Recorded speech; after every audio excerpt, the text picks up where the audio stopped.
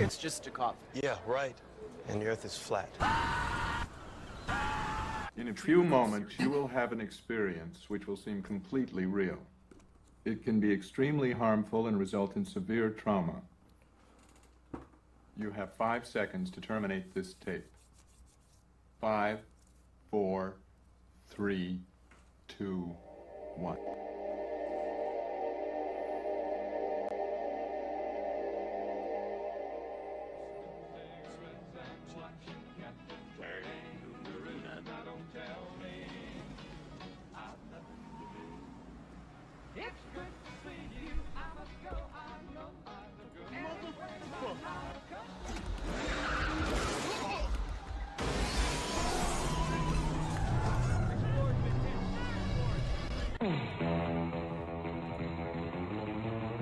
Flat Earth expert Mark Sargent thinks the moon landing was a hoax.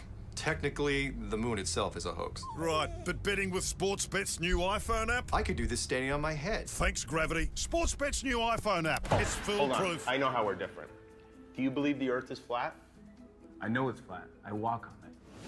Holy sh**. Do you think the Earth is flat, Snoop? What do you think? It's a flat world after all. Smoke weed every day.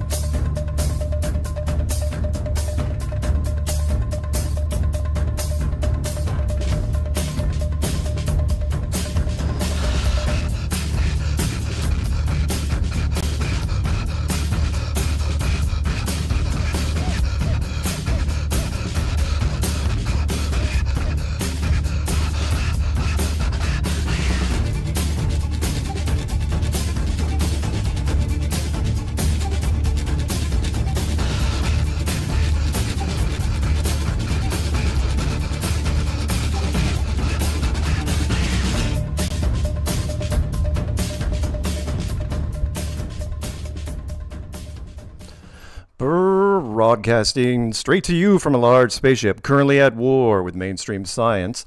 Meanwhile, the Peanut Gallery agrees with everything that happens on this show tonight. Welcome to Strange World, where the truth is often stranger than fiction. I'm your host, Mark Sargent, the creator of Flat Earth Clues, which propose that all of us are living inside a Truman Show enclosed structure thousands of miles wide. Just Google Flat Earth Mark. If you can't find it, well, you're just not very good at the internet. Currently, the show is on Tuesday nights at 7 Pacific, 10 Eastern. And yes, Caroline, if it is not January 7th, 2025, then you are listening to a rerun. Don't forget, you can find this show on BitChute and Brighteon, Rockfin, Rumble, and Spotify. YouTube is not the end of Flat Earth. It is only the beginning. Quote of the day goes exactly like a rant that I'm going to do after the intro. So how's that? My co-host, in the upper right, the always delightful DJ Curious.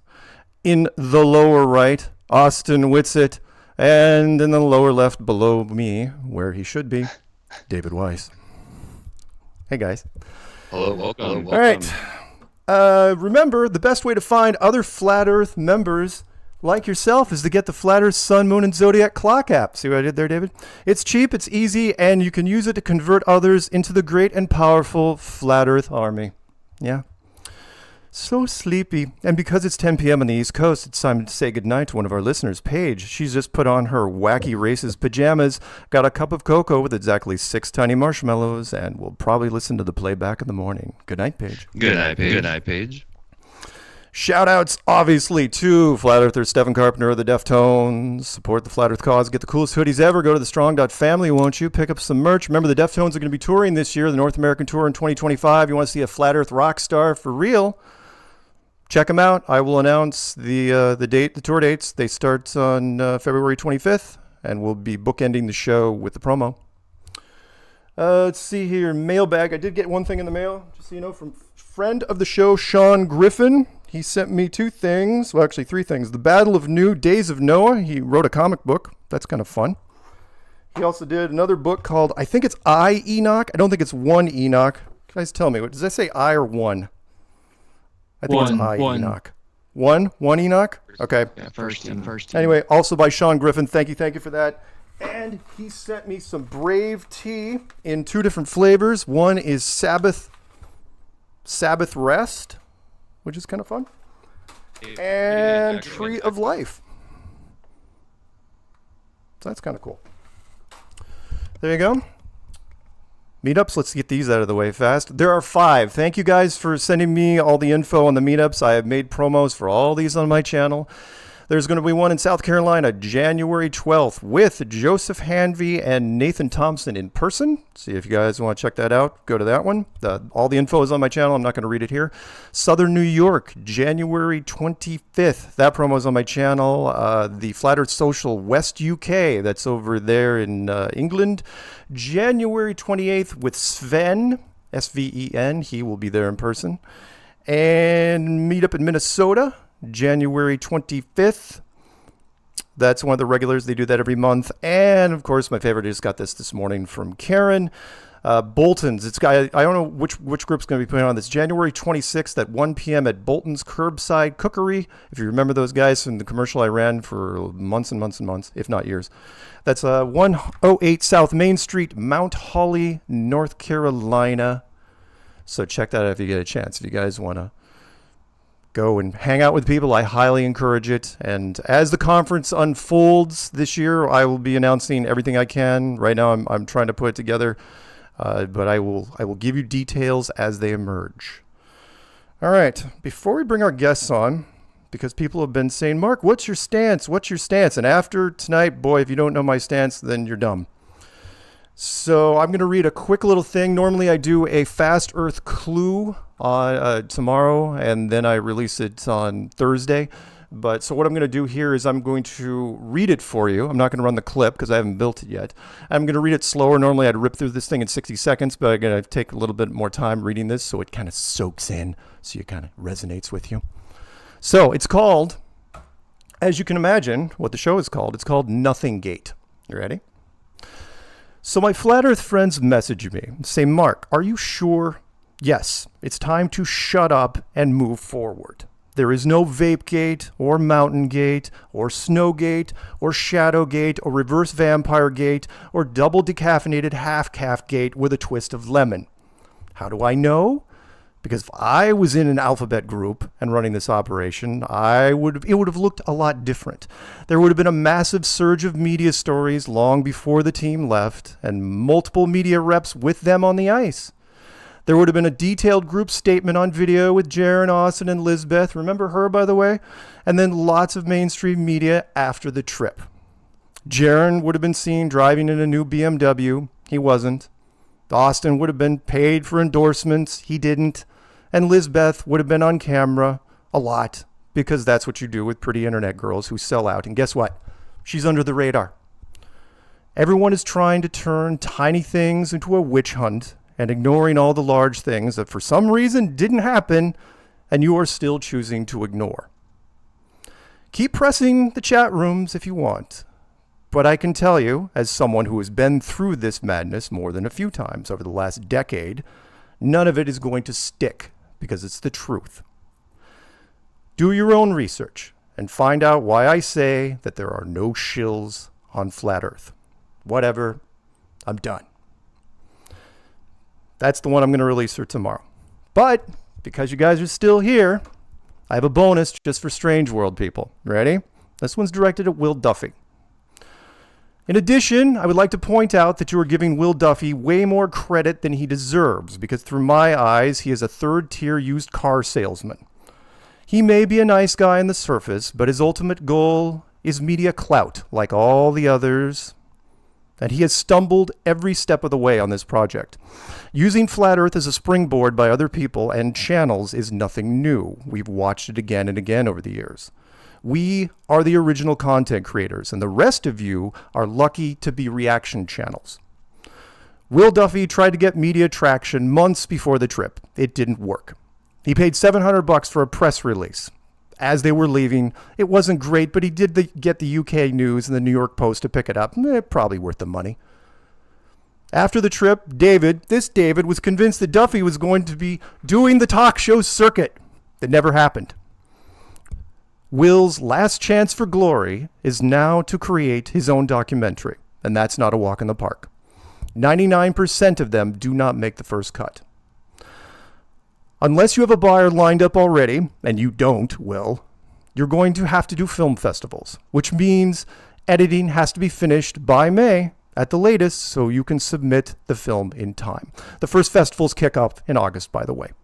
And you have to attend some of those to see what the audience thinks firsthand, and you have to place in the top 10 to even get consideration for streaming. Which leads me to the reason why the Antarctic trip has never bothered me for a second.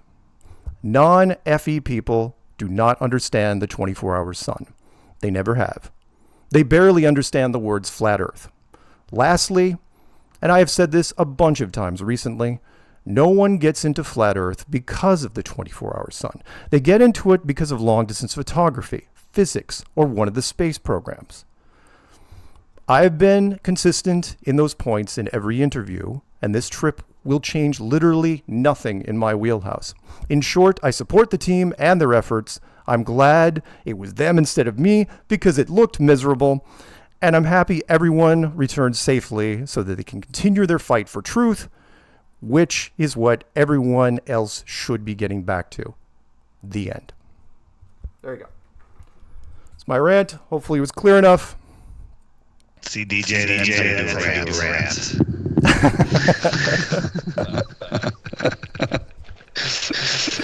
For those who don't know, I gave crap. He gave a lackluster reaction on the show, and I gave him. I know. I actually heard it. I actually went back and heard it. Sorry, I love you, brother. And David called him out for it too. It's like, yeah, it's not really rant. That's okay though. Yeah. The old timers have to show you how it's done. Yeah. So, without further ado, I'd like to introduce, for the first time on the show, Austin, have you ever been on the show? Ever? Hold on. DJ talking because I can't hear him. Have an echo. DJ, toggle your microphone, DJ. The chat is saying, unfortunately. After all that, of course. Oh, crap, the echo on everybody or just Dave? No, it looks like everyone. All right. That's okay. What I'll do is I will switch it. Give me 1 second. I can fix it in 2 seconds. So Mark didn't have an echo, but the rest of us. Thank God. Okay, give me a second. I'll turn on Turbo Bridge. I will turn off Austin, and I will have everybody piped through the Turbo Bridge thing. All right, go ahead, David. Echo gate. It's Echo Gate. David, go ahead. Tell me if we're still echoing now. I know there's going to be like I'm not listening on That's okay. Peanuts watching. This every once in a while this will happen. People say Dave mostly. Dave Echo Gate. Let me hang on. I have to turn off Austin, Dave. No, I've got Weiss's mic turned off. We're good? Peanut, are we good? Hang on. Big echo from who? Everyone's saying that I'm coupling. Dave is still echoing. I've turned Somebody off. said this is awesome. That's nice. No. We got this. No worries. Still echo. Okay, hang on. Let me turn off DJs.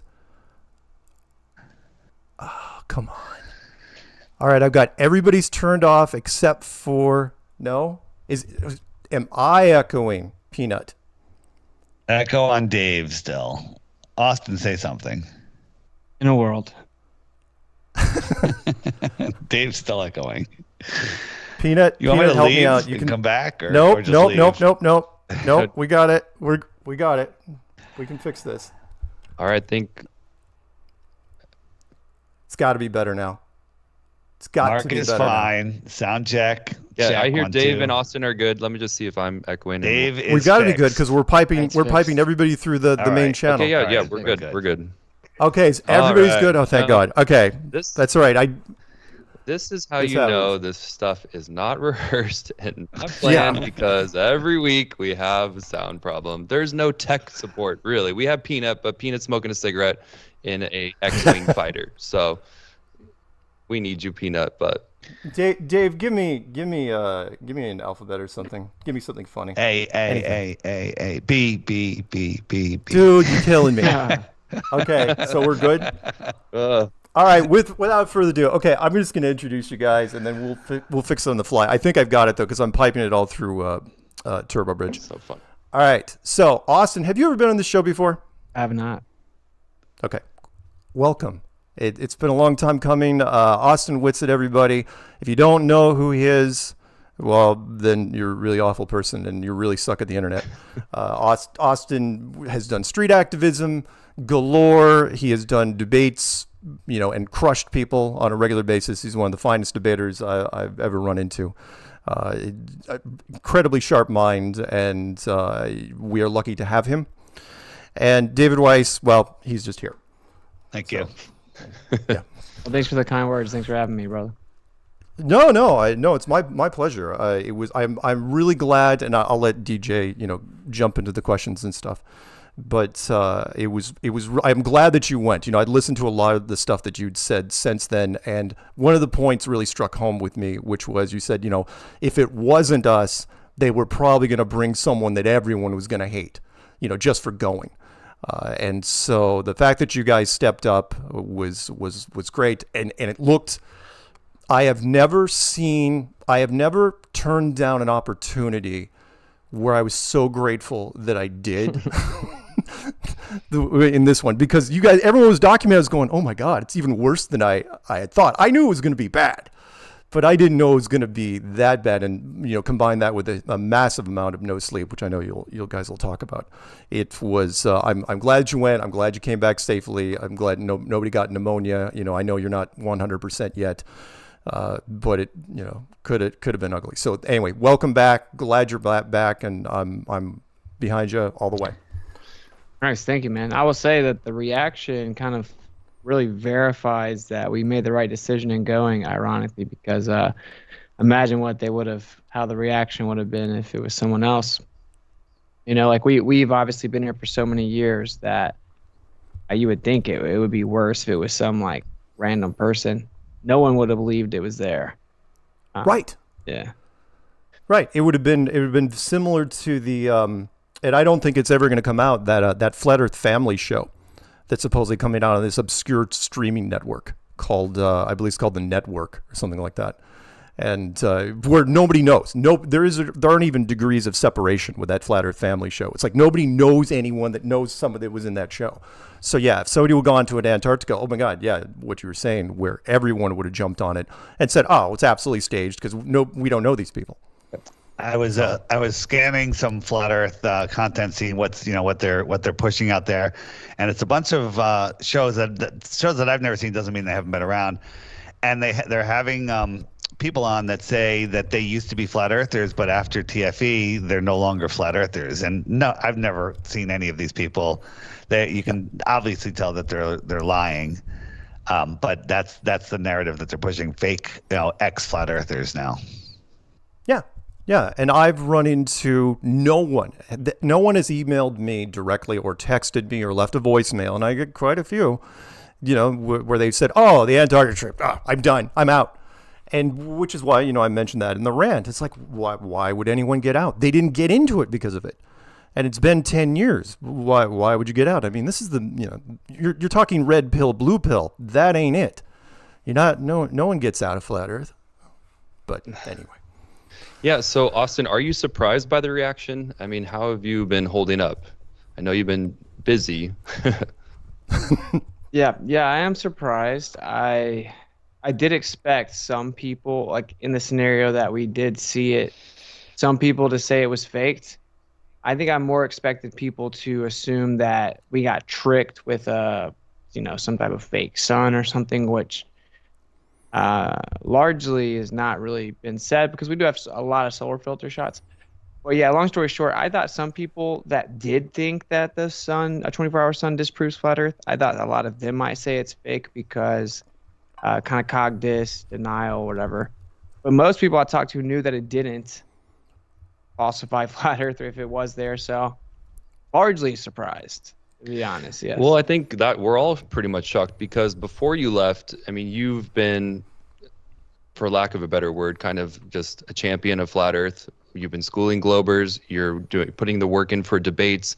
You kind of have respect from all the corners of flat Earth. Again, that's another way you can tell that this movement is not run by any one organization, leader.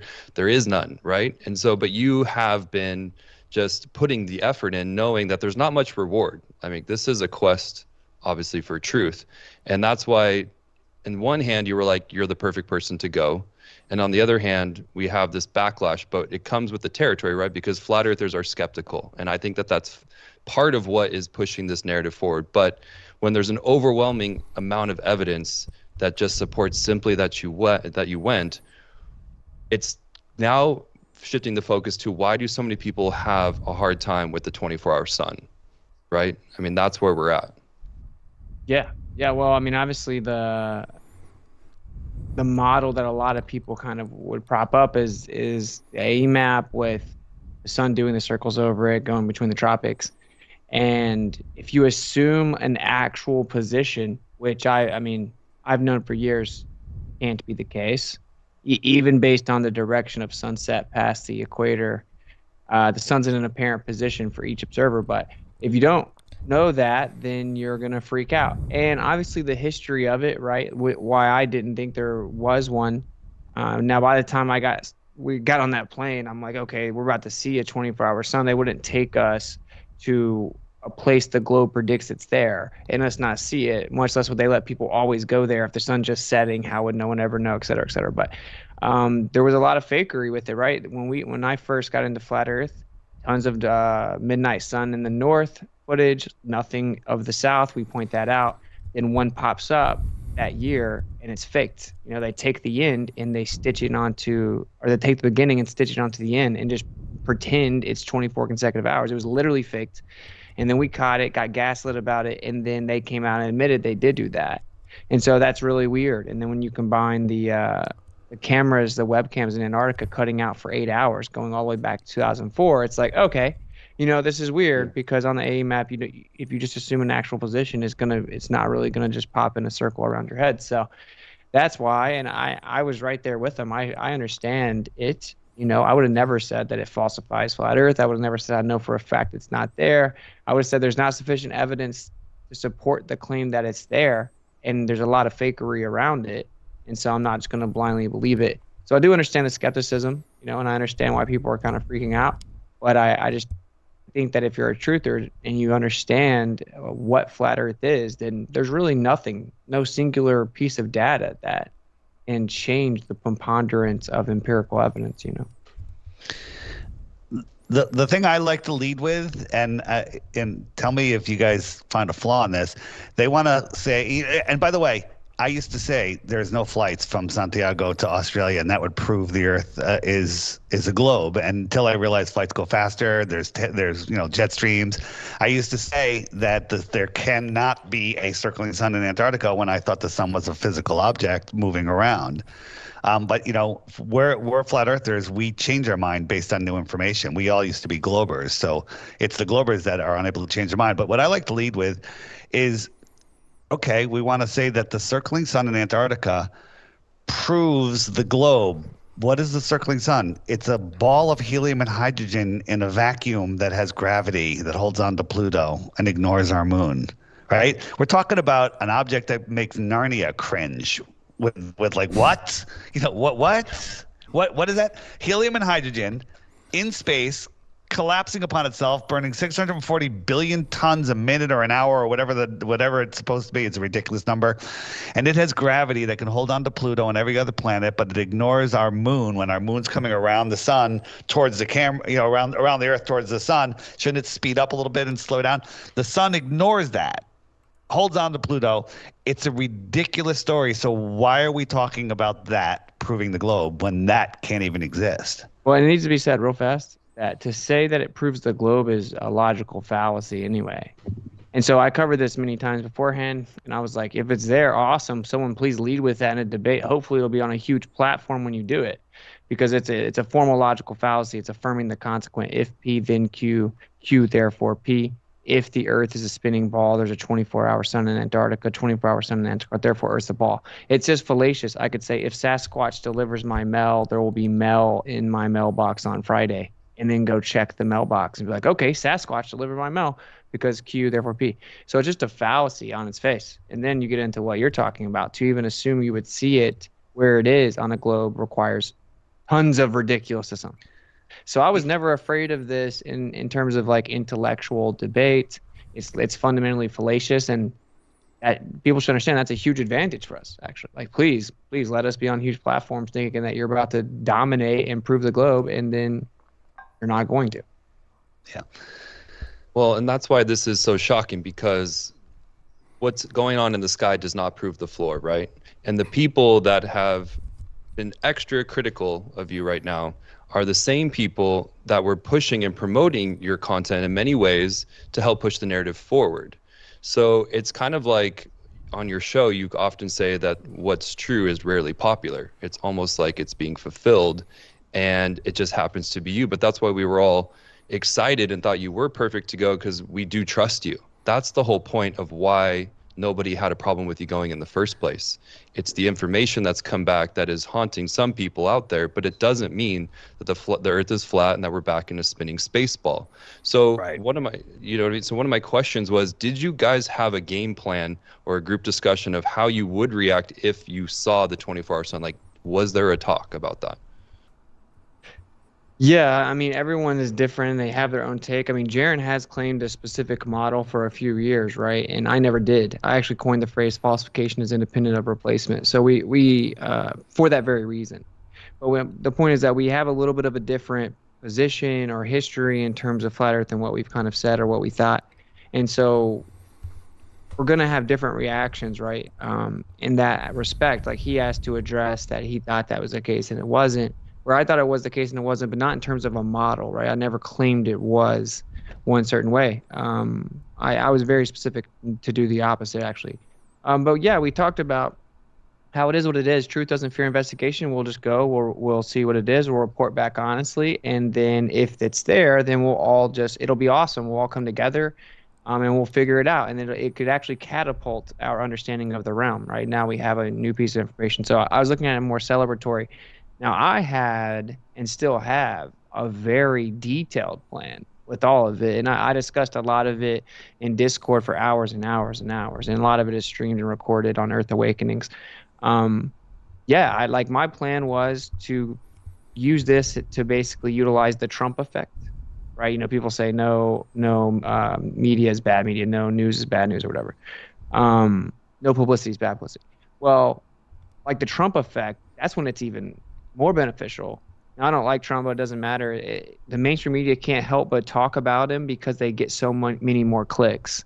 So they have to talk bad about him, and normally they'll kind of chop up what he says and misrepresent it.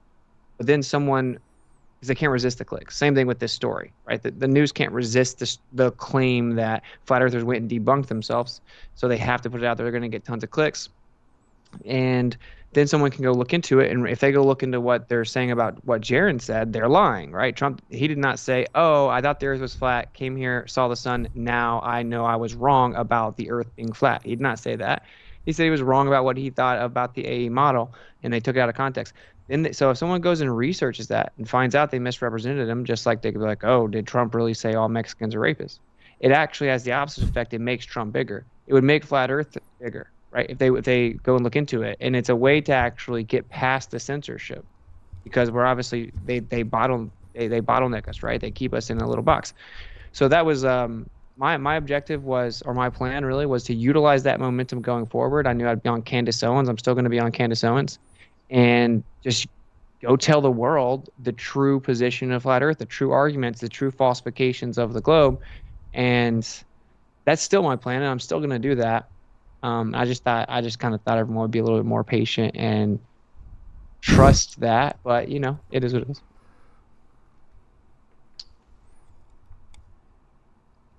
Yeah, true. And again, the people, the general public, you know Austin and Dave more than most. Denial. The first response by everybody. They didn't want to believe it. There was a lot of people. It's like they can't take, and I get it. Home team, rah rah. They don't want to take what they consider to be a loss in any form that it takes, and they don't want to give them an inch. And so, therefore, it can't be true because we win all the time. We've been crushing people for a decade straight. And now, it's like, oh, what does this mean? What does this mean? But at the same time, I try to remind them, it's like, look, that's not why you got into it. So why are you giving it so much weight, and stop shooting the messengers. Stop attacking you guys, because that didn't make any sense at all. Sorry, go ahead, Dave. When this first came out, the first email that Duffy teased everybody with, I was like, just tell me, I'm not waiting. He's, no, you wait, 2 months, it's coming out or whatever. And I said, don't ever email me again. I don't want anything to do with this. I actually, I sensed it. I guess you call it emotional intelligence, where I just can sense, I didn't like the guy. Everyone knows my views of him, and they're actually, you don't know them. They're far worse than what you guys think. But so someone in the chat a little while ago said, why did they go if it was a false dichotomy? And I agree with their reason going, because if someone else, somebody that's less known or intelligent went, it could have been worse. And they're like, you know what? We don't care what it is. We want to go make the observation because truth doesn't fear investigation. And so, what the observation is, Will tries to set it up with, if we see this, then that, and that's not the truth. The only thing that could have been proven is that the globe is false. It's not going to disprove flat Earth, because if the sun set, that I think that ruins the globe, because the globe has a claim. But Will showed his true colors the other night when he jumped on Vika's stream, and he said. He literally was triggered, and he's like, flat Earth is dead. It'll never recover. No one will ever join flat Earth again. And I could assure you that's not the case. There's people joining flat Earth faster right now than they have in the last few weeks. So, and my question is, what do you guys think? Austin, what do you think? Will, can I say that? Will McDuffie. Just call him Duffy. Yeah, I'll call him McDuffie. Will McDuffie go back to preaching at his little church? Yeah, I guess. I don't know. Yes. I question whether he was a real preacher or not. I mean, if you look at all of his sermons, there's nobody there. He's never reacting to anybody. You never hear anybody. You never see him look at anybody. He never points anyone out. No one ever makes a peep. It seems like he was in an empty church. But I don't feel the need to even speculate about stuff like that, because I have the real dirt on Duffy. And it was a lot of the stuff was documented. Jonathan has a lot of it. Jonathan's a real flat earther. And, I'm like not even revealing everything per se. I don't trust Duffy at all. I think he's very deceptive, very manipulative, provably so. He aligns himself with McToon, etc. I don't know if he's faking being a preacher, being in a church. I don't know. So it doesn't matter. I mean, like, he's provably deceptive. Provably deceptive. I will say this. I've been predicting for a year. I got receipts that 2025 would be the biggest year for flat Earth ever, and I said it would start towards the end of 2024. When it was at Flattoberfest, I probably said it to you. I said it when I spoke there at Flattoberfest. That kind of got redirected with the hurricane. I've said it so many times. Said it on my stream. Said it all over other streams, and it's for many reasons that I knew that. I also felt it intuitively, and I could just tell it was going to happen. And I knew I would play a role in it, and other people would as well. And dude, could it be more like obvious that's going to happen now? Now, obviously, some people may not think that, but I think it's going to explode because, for one, that documentary, it's a flat earther. We have final cut and final edit. Anyone that knows anything about films, that's insane. He wants to still man the best arguments for flat Earth in the documentary to explain why flat earthers exist. And then it's more of just like showing the trip behind the scenes and what we did. It's not even supposed to present any type of conclusions about it at all. And if we're not satisfied in any way, they don't get to use us. And without the flat earthers, who cares about your documentary anyway? So there is a route here where there's like a flat Earth documentary basically that shows the real information and real evidence that potentially gets a lot of views. And otherwise we can basically just withdraw. And what do they really have? And then beyond that, like I said, Candace Owens is having me on. She sent her director. And she actually FaceTimed there while we were there, and she said, I'm pulling for the flat earthers, right? Because she resonates with the flat earthers in like every other conceivable way and agrees with us on pretty much everything, and has exposed NASA for being started with Satanists, and knows that scientism is the way that they just propagandize people and undermine the scriptures and stuff. So, I don't think people realize the magnitude of that. Like, if I get on Candace Owens and I present legitimate, good, compelling arguments and evidence for flat Earth, what do you guys think that's going to do? Just for the fact that people want clicks, they're going to start hitting me up, and that's going to avalanche. We're talking about an amount of publicity that's the legitimate flat Earth arguments that's unheard of up to this point. This will be the first wave post censorship, like post the real lockdown of censorship. We're going to catapult through it with real flat Earth arguments. I mean, I don't think that can be overstated. The time is only going to make this better for us, and better even for us involved. And that's kind of what I've been telling Liz and Jaron, is like, just chill. What's that saying that's oftentimes misattributed to Mark Twain, is that a lie will go halfway around the world before the truth puts its shoes on. That's basically how this is going to go down. So. Yeah. I mean, that's awesome. Do you have any more? Can you give us any more details on the Candace thing of when it might be? So I know Mark came back to work yesterday because Candace goes to like the UK every year with her family, and so she's there for a while into the beginning of January. He went back to work Monday. I talked to him on the Skype, on Jaron's VP Skype VIP. What is that, 2 days ago? And he said that that's like in the top list of things they want to make sure that they prioritize in the first 2 weeks they're back. So seemingly within the next couple weeks. But we don't have like the exact date yet. Now, just so everyone knows, we did have an exact date before the trip, and Candace got sick. And then they kept trying to like fit it in, and she lost her voice. And this isn't some big conspiracy like hurt her. She definitely lost her voice, right? She couldn't even really do her show at the time. So anyway, the next couple of weeks, from my understanding, and then that will just pick it right back up. In a way, it's kind of good that a lot of these people freak out and then have a bunch of the debunked before, so we can at least maybe kind of straighten our tie back up a little bit before we go out there. Right. As much as I was sort of miffed that the press that was coming back was negative, because they were single-handed. My God, if I had to see one more screenshot or thumbnail of Jaron in those glasses and that hoodie, just constantly, either mouth open or mouth shut. It was just freaking Jaron, right? At the same time, there was a lot of new channels on social media that were covering it that have never covered Flat Earth before, and there was some press that picked it up, not the waves that, I root for, for press if it's possible. And again, the UK always picks up stuff like that because it's outlandish. Oh, what are the Americans doing? The New York Post, they pick up a lot of stuff.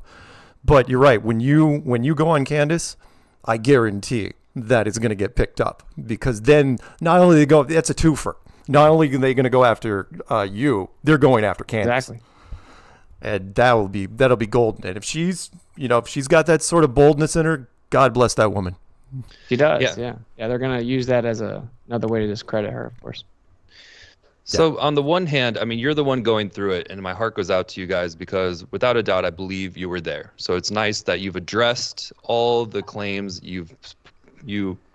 It's hard because I feel like we could go in so many directions with this. We don't really need to go backwards anymore. It's time to look forward. It's like there's probably really great information that's come out of this trip that the Flat Earth could put all of their abilities to scrutinize towards what does this truth mean? And then that can help push the narrative forward. So I'm excited that you're going to already kind of be in that mindset when you get to Candace Owens, that we don't have to backtrack.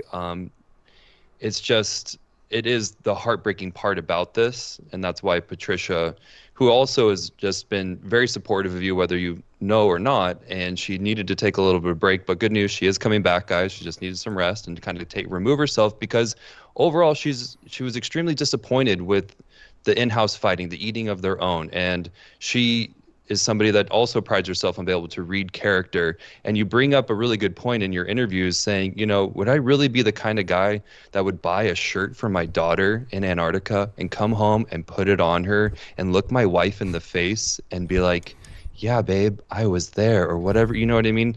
It's like, no. We have all rallied behind you for so long. You have grown in this movement because of your character. And so I just personally, just human to human, man to man, that is probably the hardest thing to go through. And when someone tests your character and just puts all of your credibility on the line, you have handled it like a champ. And this isn't just me wanting to give you a compliment. This is the reality of the truth. And I will be so glad when the flat earth community can let that part go and then start to focus on the falsehoods that these quote unquote flat earth debunkers are putting out. Go analyze Dave McKeegan's videos. What is he missing? What is he leaving out? There's deception all around. You guys knew that it was basically a mousetrap, but you were willing to go for the bait anyway because it was worth it. And that's why this is so frustrating, because there's so much power in the truth and we don't need to fear it. And this community can still bounce back and people can say, hey, sorry, man. And I hope this happens, that they just go, dude, man to man, I'm sorry. I had to be critical because I wasn't sure what this information meant for me. And I'm sorry. These apologies, maybe they come, maybe they don't. I don't think you need it. The point is that is the right thing to do. And instead we have this Game of Thrones kind of moment where it's like we want to take somebody out who's been rising too fast, too far, but it's the same people that were really rallying behind you. So a lot is being revealed right now. And it doesn't surprise me that Flat Earth could be blowing up in 2025, because already I have people coming to me going, well, what do you think of this headline? And I go, right off the bat, guys, this is deception. Jaron didn't say that it's a globe back in space, okay? So now that's what we can work with, where the lies are coming in and how to push forward. So yeah, and ask him why do they have to lie about what he actually said? Same, that's why I call it the Trump effect. I'm not his fan, but it's such an advantage. And I have a whole thing obviously in terms of debate for this, right? Because the best argument the globe can actually make would be Occam's razor, if you have two explanations for the same phenomena, that which requires the least amount of assumptions and is the simplest is most likely to be true. And then they think, oh, well, yeah, the globe says, okay, we're on a globe, we're antipodal, and we're looking at the sun at where it is, and so it spins the other way than it does in the north. But to even claim that, you have to claim the sun's extremely far away and treat the stars as infinite distances so that you can say that perspective doesn't affect the sky, and it's the only time perspective doesn't affect anything. And you're like, wait, how could you see something from infinitely far away? Well, we have to assume there's literally nothing in between us. And it makes 30 more assumptions that are not Occam's razor to build into that claim. And so not to get into all that, but the point is that, it's not nearly as bad as people think that it is, even in terms of a singular isolated argument. So yeah, I think it's all good. I am disappointed in certain things, of course, but I'm overall in good spirits, and I appreciate the kind words, man, but I think it's all gonna be fine. It goes without saying. I know I've been listening in on the Discords. You sound like you've got your head in the right place, but it's still an exhausting process, right? But here we are. We're gonna push forward, and then we can focus on what is the globe side missing, and that's what I'm looking forward to. And yeah. It is, when I said during my rant that I hadn't lost any sleep on it, I literally meant that. Some years ago, if you guys remember the National Geographic thing I did, after it was over, and I've said this on a couple interviews, where a photographer came up to me, off camera, completely unsolicited, and he goes, hey, just so you know, he goes, I was down there. Pretty much, I think, the same situation you guys were. He goes, I saw it. He goes, it's there. And I go, oh, wow, cool. Again, this was at least 7 years, pushing 8 years ago. And I go, that's, doesn't bother me a bit. Again, one, because most people cannot understand the 24-hour sun at all. And I'll give you a quick example of that. And two, no one goes down there. You guys are a perfect example. 10 years later, finally, globalists and, anti-flat earthers and flat earthers go down to Antarctica for the first time. And it blew my mind. The 24-hour sun, the thing that got me about it was, and I think I've said this on a couple shows, whereas in 1 out of every 4 interviews that I did, someone would say, oh, hey, what's the weakest point of flat earth? What's the weakest argument that flat earth has? And I go, well, if it's a physical model, I mean, absolutely physical, and there's only one light source, the Antarctic sun has problems. Because, 24-hour sun in the Arctic, that's fine. But the Antarctic sun, it's way more problematic. However, we don't know what the heck is going on with the light sources in the sun, so there's nothing to do. And what got me was whenever I said that to somebody, and we're talking interviewers covering years, no one followed up on that because they just stared at me like I was asking them the square root of something. And it's like, because they just couldn't get their head around it. They couldn't understand, most of them didn't even know, the tilts and, how it's supposed to work in the first place. And so they just kind of just waved past it. And it always struck me. So no, when you guys went down there, it's like, yep, whatever's going to happen is going to happen. But I'm not going to, whatever you guys came back with, I was going to, I was behind you 100%. It's like either they see it or they don't. It's not going to change anything. The flip side of that, of course, you guys know, which is, even if you came back and said, oh, it's set, like let's say something miraculous happened, right, and it's set, you could come back and do the same thing and be like, it's set, and you just still have media staring at you. He's like, what does it mean? So. Yeah, for sure. I don't know. I think, go ahead. I guess I'm confused, right? Because to me, when I came in, I'm like, dang, I would love to know what it is. Well, the answer is what goes on there. Antarctica's largely, shut off. And, obviously we only went where they approved people to go. And it is incredible and majestic and overwhelming. And we should be able to pop on airships and go, figure out what's going on. But I'll just let you know, that's pretty much the only way you're going to do it. Right. From what I saw. That was the other thing that you guys kind of reinforced, the whole part of the treaty, which was people don't get it. It's like you guys were in a very postage stamp of a place compared to the continent. I don't know if it was Jaron or you that you try to give the example, but I'll give you one. It's like, again, I'll use, it's like you were going to a suburb in Oklahoma and the rest of the United States you weren't going to, right? And then it's like, wow, that you could hide anything. You could do anything you wanted in Antarctica, and which is what you guys were saying, none of the staff were in on it. It's like, no, of course none of the staff were in it. Why would you have the staff in on it? It's a great little setup. It's like, they build the camp, they have a few people come down there, do stupid things like run a marathon in Antarctica because that's a thing. And then they leave, they tear down the camp, and then the place just turns to ice again. And then they come back later. Yeah. Yeah. Why would you ever let them know anything? I guess the perplexing part is when people are saying that we shouldn't have gone. Well, I mean, it was a huge question mark and no one knew. And a lot of people would have said they thought there wasn't one. And, if I had to answer, I would have said, I don't think there is one, maybe there is, and I've said that many times, but basically what you're saying is you would have rathered us have continued to be wrong than to have figured it out and then adapted. And to me, that's just lame. Like I would always rather just know the truth and then figure it out from there. Yeah. Now you went in with the complete right mindset. I listened to a lot of your quotes before you went down there. It's like, oh no, Austin's totally on top of it. Absolutely on top of it. And by the way, I've got to do a shout out to, is it Lisbeth or Lisbeth? Lisbeth. I got to do a shout out to Lisbeth. How you got a pass from everybody just still blows my mind. Smartest girl in flat earth right now. How you did that is, the chat rooms weren't talking about her. The trolls didn't, nobody was like, it's like she just got out of there, head down, poof, gone. Nobody. And then she still stayed under the radar. It's like, she could have done a Hawk Tuah thing, maximize this baby, signed up with Jake Paul. No.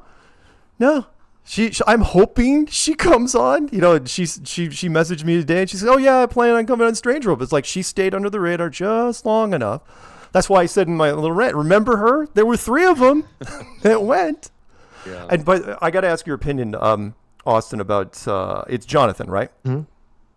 So Jonathan was just another guy that was, he's one of our, we'll call him a closet flat earther. I went through his channel. And it's like, well, it's not like he's really overt about it, but he wanted to get in on this trip. And the guy that backed out, David, if I'm not mistaken, his name, wasn't that Leonard that backed out at the last minute? I have no idea. Either. I didn't know. Well, anyway, so Jonathan got in on it, but you got a chance to spend some time with him and he's cool? Yeah. So, he has a lot of Facebook posts talking about flat earth going all the way back to 2015. But, so that I was going to back out when I heard the story that this guy backed out and then there was going to be a guy that replaces him and he's a Hollywood producer. I'm like, I'm out of here. Like, this is a hit piece. But I knew I had final cut, final edit. It's just like, just didn't make sense. And he's a flat earther. You don't have to worry about anything. I'm like, okay, bro, cool story. But he came on, and I could tell very quickly he was. In fact, he asked Duffy. I said, so most important question, if we see the 24-hour sun, does that disprove flat earth? Does that prove the earth's a globe? And he said, hey, Duffy, am I 100% for sure going on the trip? And he said, yeah, for sure, 100%. He's like, then no, it doesn't. No, it would just be, because he didn't want to jeopardize. Really? That was genius, yeah. That was amazing. Yeah. And I'm like, okay, cool. And then I obviously know for sure now he's just legit and sincere. And yeah, I have no true concerns about that. I think he wants to really represent Flat Earth the right way, and that's pretty exciting. So yeah, I vetted him quite a bit. So it sounds like Jonathan and Duffy are going to be doing separate projects then. Could be. Which is going to make it even harder for Duffy. Look, I'm not rooting for the guy in any way, shape, or form, but if Duffy's going to try to pull this off his own, look, I know a few things about documentaries. He's never going to make it. Austin, does Duffy have rights over Jonathan's raw footage, or does Jonathan own the footage? I think that Jonathan has rights to the stuff he recorded. Okay, because Jonathan, I was on a TikTok live and Jonathan was on there, and that's the first time I even knew his name. I didn't really pay attention to who he was, and of course I was quite skeptical. So I was asking him, how did you become a flat earther? What's your favorite proof? And he had really good answers, to me, saying like standard. Rock solid answers. And I said, are you going to include flat earth proofs in there? Like we got a team of people together and came up with 5 or 10 flat earth proofs. Would you put them in the movie? He's like, absolutely. I'm like, okay. Yeah. So he basically everything that I grilled him on, he gave the perfect answer, which makes him a shill, of course. He's a real flat earther for sure. I mean, he was like, he was convinced that we may see it set. And when I was on the plane going to Antarctica, I'm like, we're about to see it, right? Like I just don't think we're gonna go there unless we see it. I said from the beginning, I'm not sure what's going to happen there, whether you're going to see it or not. I go, but one thing you're not going to see is the sunset. I go, they're not going to take you. The trip's going to be canceled. It'll be cloudy or something else. And something else happened. I agree. But no, Jonathan is cool, and I've talked to him about a lot of it. And even in my interviews, because he interviewed us before we left, while we were there, and after, which were always very annoying because we never had any free time, never time to sleep, and it's like, oh man, we did like really really short ones or whatever. And then he also mic'd me up when I talked to a marathon, the guy that was there to be a marathon runner in Antarctica. He was like really kind of, I guess, assumptively arrogant about the conversation, but then he started talking for a few seconds and he was like, oh, wow, like, this is way more than I thought. It was super cool, super receptive, and it's just an awesome flat earth conversation. It's an awesome, like, someone wakes up conversation. There's all kinds of content like that. From my understanding, it's his content, and Duffy can utilize the content that he has. Right, basically the agreement is like, oh, we're gonna pay for you to go, and you document everything, and I'm able to use the stuff that you document to put it in a documentary. That's my understanding. And then Jonathan told me just yesterday actually, he's like, Duffy hasn't told him what he can or cannot do at all, and hasn't even told him anything, and that their agreement was that it's supposed to just document what happened as here's the trip that happened. Like, it's a cool story that the two groups came together and went or whatever. Now, I don't know about all that, but that's what he said. And he said he started editing yesterday. Oh, who knows? He said he's going to put whatever we want in it. He's going to all the flat earth rooms, different flat earthers, and says, tell me what you think the best arguments are. I'm trying to hear everyone out. What do you want to put in there? He even agreed. Being honest. He even agreed when he was close to the final touching color correcting and sound, that he would run it by a bunch of us flat earthers so we can point out if he got anything wrong. Which is good, but Austin said that he's going to be doing that, so that's who I want to do it anyway. So yeah, because I have final cut, final edit. So if they're wise at all, they're going to make sure that we're happy, because what's the documentary without us? Right.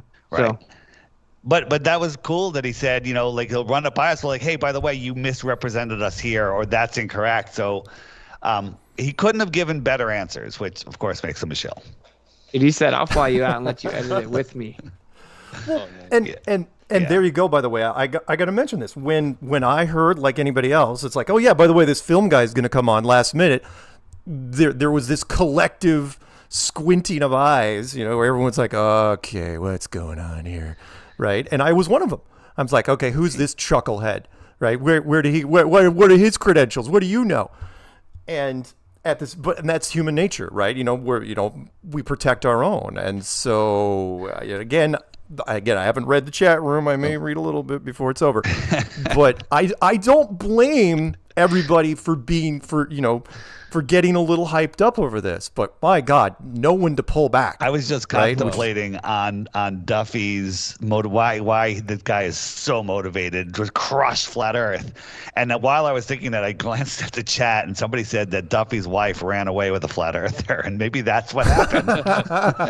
Oh, that's the origin Well, no, story. I mean, it could be a myth. I don't know. It's click chasing. No, I mean, again, how many times have we seen it where people going all the way back? God, I don't want to give this guy any more attention, but I got to say it. Logan Paul back in the day, he was one of the first ones. His people, it's like, flat Earth is really hot right now.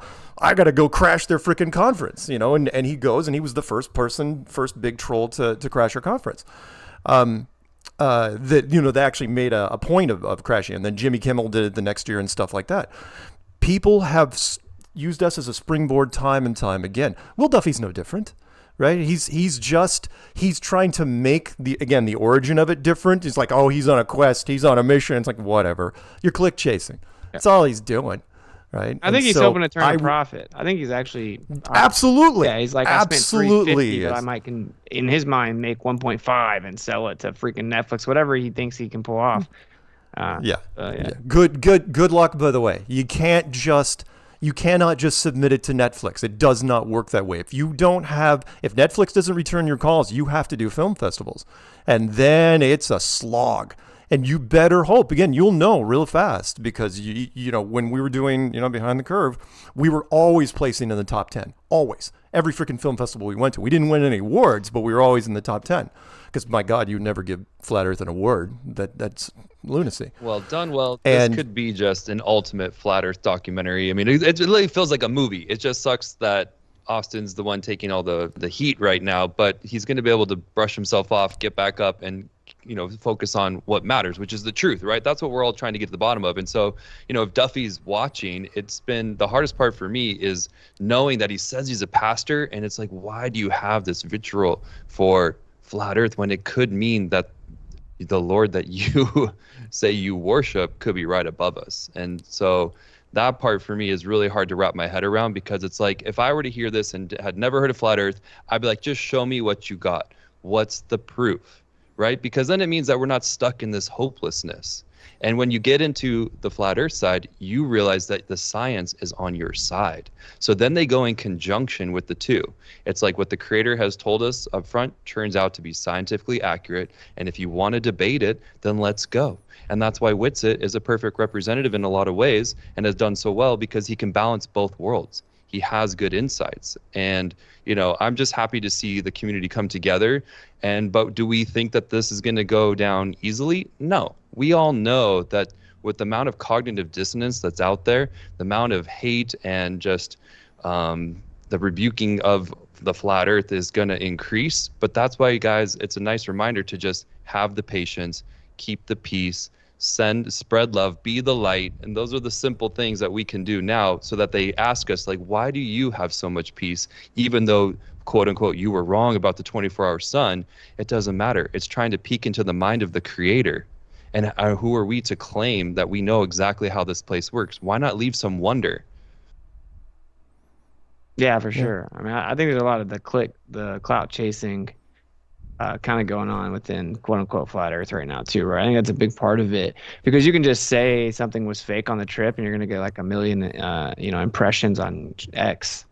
So, Yeah. Again, and I mean, that is what social media is about, right? Which is it's unfortunate that it happens inside our own camps, but they see the opportunity, and Austin, it's like, if you can point your finger at somebody, which is why I made that Twilight Zone comparison. If you can point at somebody and it resonates, what do you think you're going to do? You're going to keep pointing at them until your channel, until it doesn't resonate anymore. And there were a bunch. It was I want to call it a mini gold rush inside our camps, which was unfortunately at your expense, at Jaren's expense. It's all good. And I'm sorry. I got to give you a little more credit here.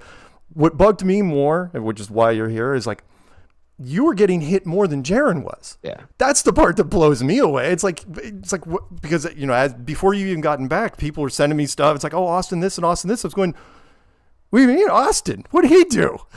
It's like, well, and then I'd start hearing, the vape gate and the shadow gate and the snow gate. I'm going, what? Are you guys insane? What in the world are we doing? It's also crazy. The vape thing's crazy because everyone's like, there's this narrative going on that I lied about vaping and then I had to change my story. Like, no, the first time I was asked, I said, yeah, I hit a vape in Antarctica. I used to vape. I quit vaping. A lot of the stuff I went through to go to the trip was from that tour, actually. Like, a lot of that stuff is just laid dormant. It's like out in the field type of like equipment. And so I was looking through everything. I found quite a few vapes actually when I was packing, because I would normally just leave a vape kind of empty and then stash it away, I guess. So I was throwing a bunch away while packing for Antarctica, and then I found a couple vapes in this little bag I used for like a bunch of different cords and chargers and stuff that I just threw in there. It also had a couple little Rode mics or whatever. So anyway, I found them. I hit it there. I never lied about that. And then I was just saying, I objectively did not hit a vape, walk over to my camera, and fake my breath. It's just wild. Why would I do that? And I was actually trying to keep the vape off the screen, so I knew that all you'd ever see is me trying to like get away and exhale away or something. You got to think their line of thinking with VapeGate is that you were in Antarctica. Right. So they have this multi-million-dollar project to, billions actually, if it's done the way that they think with their Amazon studio. And Austin's in on it, and he blew the whole thing by trying to fake his breath with a vape. We released it to everyone, so they could see you really You blew the whole thing, Austin. How stupid are you? Yeah. Do you really think an op would hinge on a vape pen? Yeah. Really? And then we released the behind the scenes, and now it's like 4K real time release, right? It's hilarious. Right. There's actually a 5.2K. Just super huge, hard to upload everything. Austin, do you have on the 360 camera? Can it zoom in on McKeegan's boot that he kept to warm his batteries? Yeah, I've already screen recorded it. Can you see? Are there wires going into the boot? I heard you say that. Yeah. Yes. Like when I saw that, when people are like, "This is it. This is Freemason," I'm like, you know what? That's the first semi-decent argument anyone's ever had compared to all the other gates. Yeah, because he just randomly sets a boot. I'm like, that's weird. And then I was like, what could be the reason? I'm like, maybe he's doing it to keep the batteries warm, but I didn't say that because I don't know, and I don't want to make excuses for them. I said, why don't we just ask them? And then I heard it was the batteries. I'm like, oh, that makes perfect sense. What else are you gonna keep batteries warm in? Dude, what a messed up backwards world where now I'm having to send video clips from like McToon and McKeegan to people because I'm not investing that much time and energy to go through all those videos and stuff. Yeah. Where they're like, oh, well, look, earlier in the stream, Austin's walking around. You can see he never hits a vape anywhere close to this, and he exhales, and the wind blows it back behind him, and you can see it up against the building. So he's like, oh, proof in that same stream, you see Witsit's breath, right? No vape anywhere close to it. And I'm like, dang, I got to actually screen record a McToon video right now and send it to someone because someone sent it to me. And that's a pretty crazy world to live in where I'm like having to do that. But anyway, I think it's all good, bro. Like, truth doesn't fear investigation, right? You can look to your heart content right now, right? We've dropped the videos, and it's been like really difficult to get those videos up. A 25.5-hour 360 video. I mean, it's insane. Yeah, that also didn't help you because there was so much data, and the data is so, even nowadays, I mean, back 15 years ago it would have been ridiculous, but even now it's still massive. Austin, do you still have large files to upload? Yeah, I mean, did you see that torrent thing I sent you? Somebody sent me a way where you use a torrent to upload it. That way, if it ever gets interrupted, it just starts where it ended, where it got interrupted. Yeah, I need to look into it. Yeah, I don't know. You're saying upload it where? There's the guy gave full instructions. I sent it to your Telegram. I used to use that years ago, but I've totally forgotten how to use it. But it does make it so if it stops, you can just start where it stopped. Okay, that is cool. They've banned most of the torrents out there. Really? I was a big fan. Most of the movies that I may or may not have on this machine were because of BitTorrent and all the different torrent sites. But God, yeah, at least 6-7 years ago, they came down on them hard. Dude, I was exporting that video like 16 hours in, we were at like 60%. It was going at a 30-hour rate, and then boom, stopped working. I've tried it 3 times. I delegated to multiple other people trying it. We got like a 720 out. So it's like 8 hours, 8 hours, 8 hours. That's on my channel now. And then we have like the high definition time, like sped up, right? So that it's like about an hour. That's high definition. And I still want to work on it to get it all out. And then at this point, I'm just going to have access to like the raw file, so that it's like, okay, buddy, you have fun. The high definition is 600. It's like 700 gigs basically. And the total is 1.45 terabytes, because there's half that are low res, and then there's the half that's like 5.2K. So, I guess that's what's exciting. I mean, you called into Karen B's show. Shout out to Karen B. And you were like, Karen, the Globe side is celebrating too early. So maybe when we come back, are we going to take a break? Because when we could hear about what he thinks. Let's. You guys willing to hang for a little bit longer? Yeah, I'm good. Okay. We'll take a quick break. You'll see some of David's commercials. That's obligatory. I have to. And then I will. And then we'll go into some other stuff. Right. So don't go anywhere. We'll come right back with Austin and David. About the break.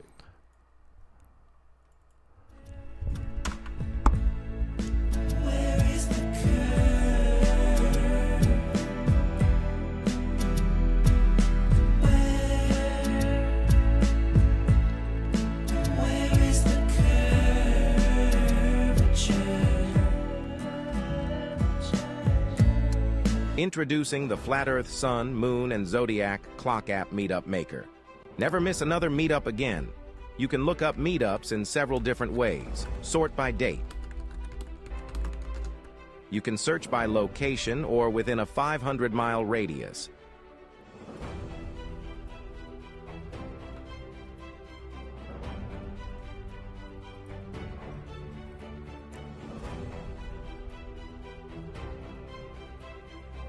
To create and list your own meetup, enter the date. Give the meetup a name, a location name. Add a photo. Enter your contact information. Create a group chat name and then fill out the description with all of the details. Select your background color and hit the Save button to add your meetup to the list. Once the meetup is saved, it will ask you to create a group chat for all of the meetups so people can join the group and start a local chat community. Select Public Group. Add your welcome message, and your meetup is now available for all to see. To make sure you don't miss another meetup in your area, you can select your desired radius and whether you want push notifications or email or both. Whenever a new meetup is added in your selected radius, you get notified. The Flat Earth, Sun, Moon, and Zodiac Clock Meetup Maker, bringing people together all around the plane.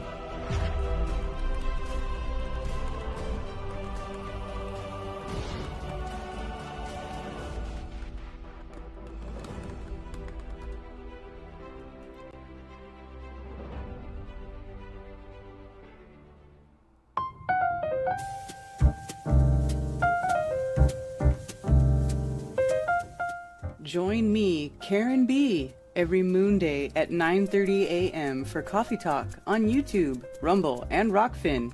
You never know what you'll learn about in the coffee shop. Open topic and open phones, y'all. And also for meetups, local meetups. If you want to have your meetup listed on flatearthfestivals.com for free, please email flatearthfestivals@protonmail.com.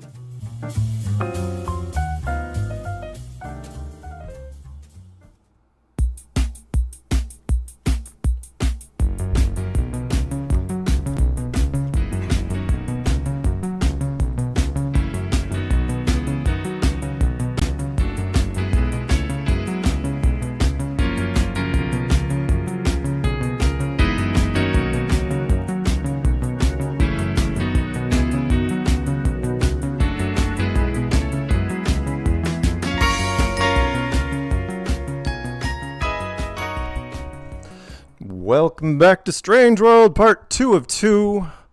You know what? That was Joe Jackson stepping out from his album. Night and day. Thank you. Yeah, tonight we have special guests, Austin Wit It, from the NOTHINGATE that was Antarctica, and David Weiss because he just wanted to be here.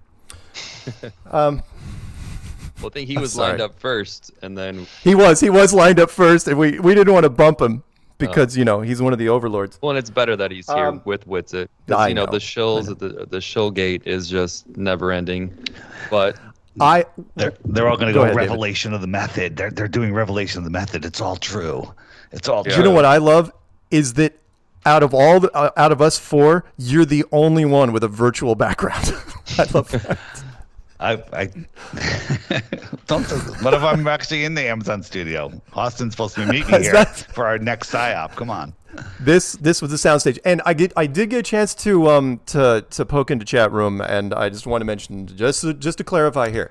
Yeah, in my opinion, there was a 24-hour sun. Come on, David, what happened to you? There was a 24-hour sun, and in some part of Antarctica, and yes, they were in Antarctica. And does it change anything about the curve or gravity or anything in physics or any of the space programs whatsoever? No. Nope. Doesn't change a damn thing. So you guys want to assign weight to it? That's fine. I know you're lying, though, because you didn't get into it because of the 24-hour Antarctic sun, because nobody does. Nobody ever does. In fact, David, he's got a wonderful collection of sun videos. He's done all sorts of stuff on the sun. And even that, I mean, how many people just get in because of the sun, period? Not that many. Almost everybody that I've talked to, at least 75% get into it because of the long-distance photography. Then you'll get some physics people, some really intelligent people like Austin. And then the NASA people, they get disillusioned. That, again, because of the space program, especially the Americans in the space program. But, 24 hours, he was there. Get over it. We're moving on starting next week. And I stated this in chat. After this show, I am not. If you email me, I'm not going to respond to you. If you say, really, did it? Are you sure? Yes, I'm absolutely positive. At no point. In fact, the only time, this is for you, Austin, the only time I even had a hint of a doubt was when I was watching some of the 24-hour time lapse. And the sun got a little squished. And then the shadow was pivoting way faster than it should have. It shouldn't have pivoted like that. And I'm going, and I'm just going, that doesn't seem right. There's something wrong there. But because it coincided, the squishiness and the shadow pivoting, it's the lens. It's the freaking lens they're using. I didn't know that lenses could do that in a time lapse. I didn't know a lens could make it to where the shadow did unnatural things. And plus, you guys would have figured that out in 2 seconds. If you guys would have walked by, because I was watching, I don't like saying his name out loud, MC Toon, when he was walking, from right to left, the shadow pivoted like a huge swing. I was going, what, is nobody seeing this? How is nobody noticing? You'd notice that on the ground instantly. And since nobody did, I was going, okay, it's a lens thing. So no, after I watched that and a couple others, like, nope, nothing at all was suspicious to me at all. Well, never. Go ahead. What it all comes down to, man, is, I hate to say this, it's actually just poor research. So, for example, like with even the shadows, it's like, well, yeah, they look kind of weird. Like, look into it. You'll see that same phenomena happen all over the place with different types of cameras. And you're like, okay, well, now I learned something. Same thing with the vape gate and the faker breath thing. In that very live stream, now that you have the 360 footage, you literally see my breath. You can prove I didn't hit a vape anywhere close to that. You can also see... Right. What it is obviously very simple things that you see your breath. So just research, right? You see your breath based on the temperature and then the moisture in your mouth and in your throat and even in your lungs. And then that's why when you first come out of a warm environment, you'll see your breath a little bit more. And then you 100%. Slowly will no longer see it. And then, of course, the background is super bright. So it's like literally ice and snow reflecting sunlight, and we're in direct light like at all times, so you don't really see it. And just one more thing, this is the part that's very frustrating. People could actually have just gone to the other live streams from that location, and what you see is sometimes like Critical Think and Dave McKeegan, they move into the shadow of the building at one point because the sun's just like beating down on you, and you see their breath the whole time now that they're in the shadow. You can also see Jaren's stream. He's explaining why you don't really see your breath, and I'm like, well, I can see my breath over here right now. Come over here. He walks over there. You see my breath. You see his breath because you're in the shadow. You have a dark background. You're able to see their breath. You could just go do that research, right? You could have, prior to going crazy, be like, wait, let's see if we see breath anywhere else. But I'm just saying, like, you're gonna realize that every one of the claims is that, right? It's that it requires a little bit more looking into it and understanding, and then you're gonna be like, dang, I should have maybe chilled. Sorry, Dave, go ahead. No worries. Was it arguably colder when you were doing Owen's stream? Maybe, yeah, because I know that was when they told us that the storm was coming, and so shortly after they told us that, it started getting a little windier. But it was actually much more. You were more zipped up. You looked like you were colder. Maybe I don't remember. I just remember like I was sick. I started feeling sick, and I had just made super hot tea, and so I was drinking the tea, and I just finished a whole cup of hot tea and been inside the whole time. So you're gonna see my breath more. Yeah. And also when you see Dave McKeegan's video when he comes off the plane, no one sees any breath, but then when he leans down in his camera and the sun's right behind him, you're able to see the breath better. Which is what I looked at Owen's stream. That's what it is. The sun's like right behind me, and I'm drinking hot tea, and so you see my breath way more. And it all just makes perfect sense. That's how it would work. And also, I'll say with the VapeGate thing, when I went inside, I drank water. So one piece of information people don't know is the water they give you there, it's always boiling hot. They boil the water and they put it in this thing that keeps it hot. There's no reason to have cold water, because that's everywhere. And if you take the hot water, you just throw some of the ice or snow in it, and it cools off, because the water you're drinking is literally just from the snow and ice that's there.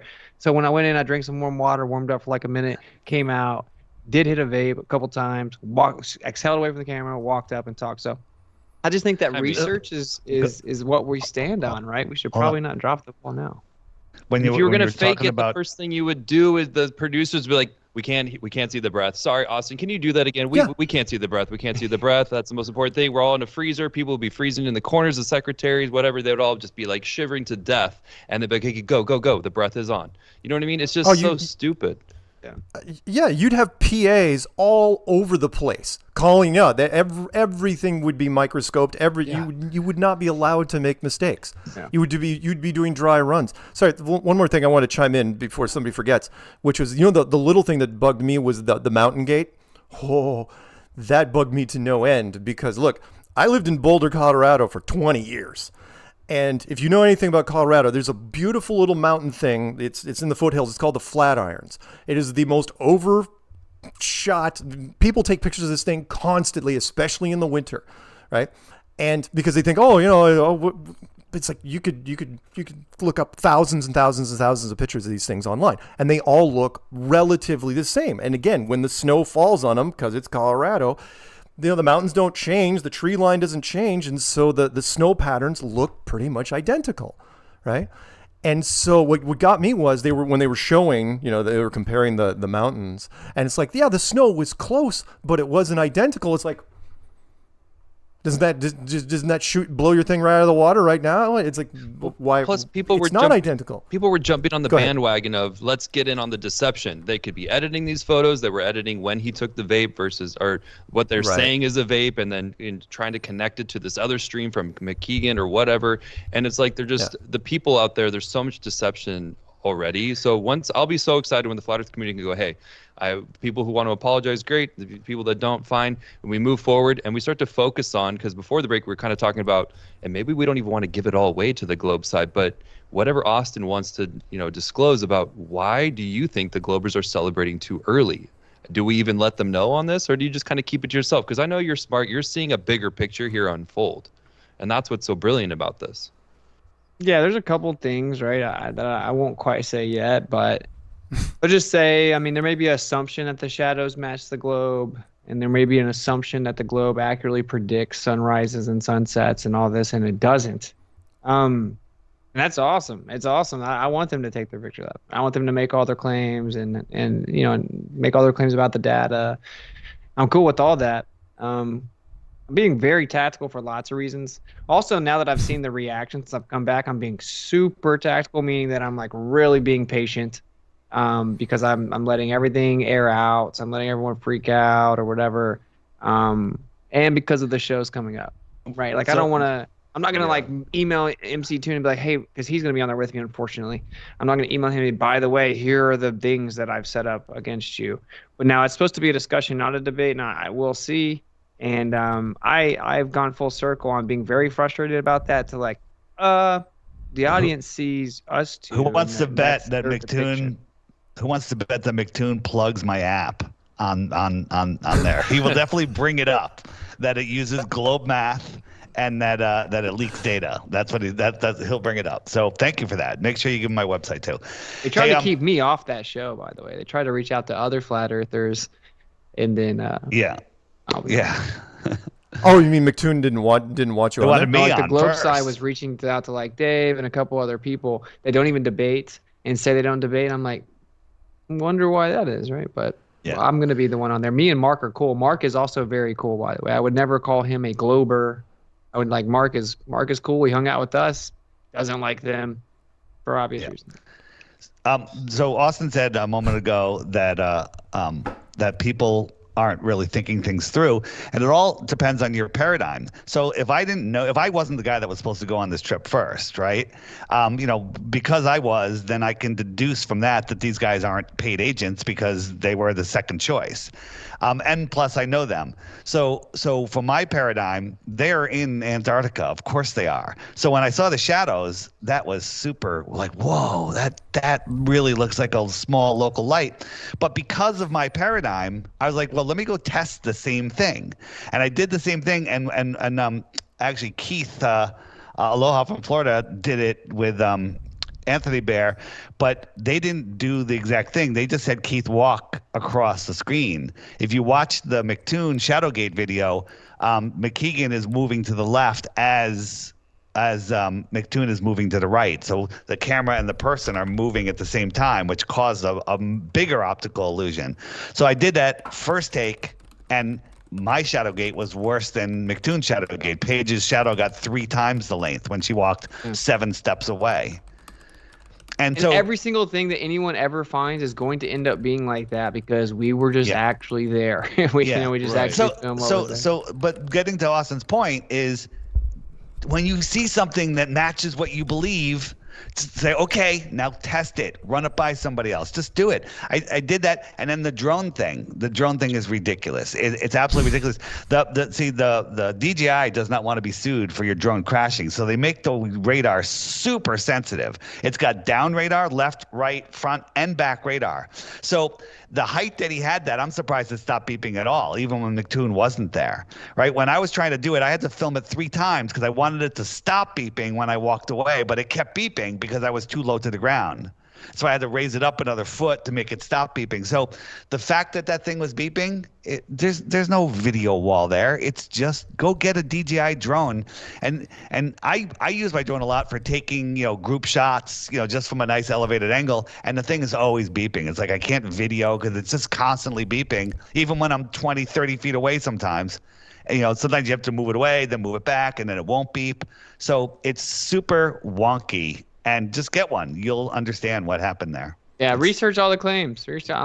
One thing about me, man, I'm about to hit the whole, I don't care about the whole defend. You know what I'm saying? I just don't care. No, you should have been there a long time ago. The Globers are doing it for me. Some other flat earthers, shout out to you guys but I don't care. I knew I needed to address it because I do. It does mean a lot to me, right? This conversation means a lot to me. The community means a lot to me, and I'm trying to look out for them. That's actually why I went in the first place. And I live in Florida, bro. I wasn't very excited about going there. I'm going with people like McToon. Are you kidding me?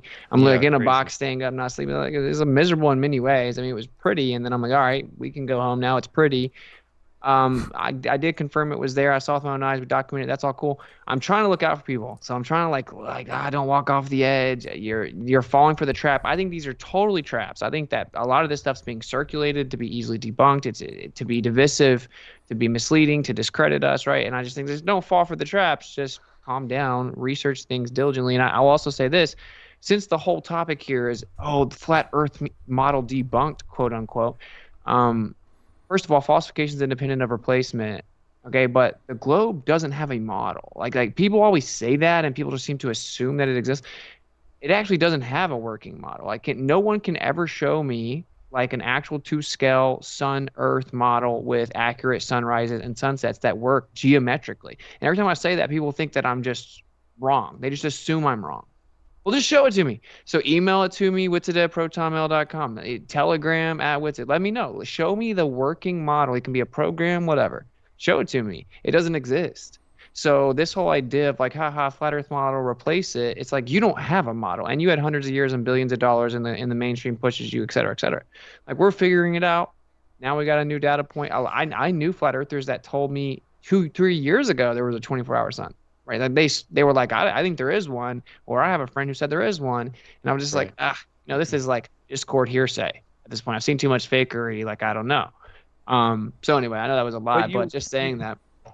You were planting seeds even at Flattoberfest because you were talking about, okay, our realm could be much more magnificent than we are giving it credit for, meaning that we don't know how the sun and the moon are truly operating up in the sky. So could maybe you take a minute to speak to, you talk about toroid fields, maybe you could break that down. There's so many directions we could go. I feel like we already have covered, okay, we believe you went there. Sorry you're going through this. I'm glad you have a good head on your shoulders. You're pushing forward, right? So if you don't think we addressed enough, go watch his other streams, go watch other people's stuff.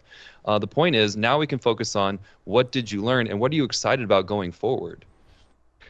Yeah, so to like kind of touch on the first question, like I know that whatever the answer is, it does involve torus fields or magnetic fields because that's the key to everything, and mainstream quote unquote scientism can't even explain magnetism for obvious reasons. They're materialists, they're atomists, and it doesn't work. And so you have virtual photons, virtual particles, blah blah blah. But that's the same geometry from the small to the big.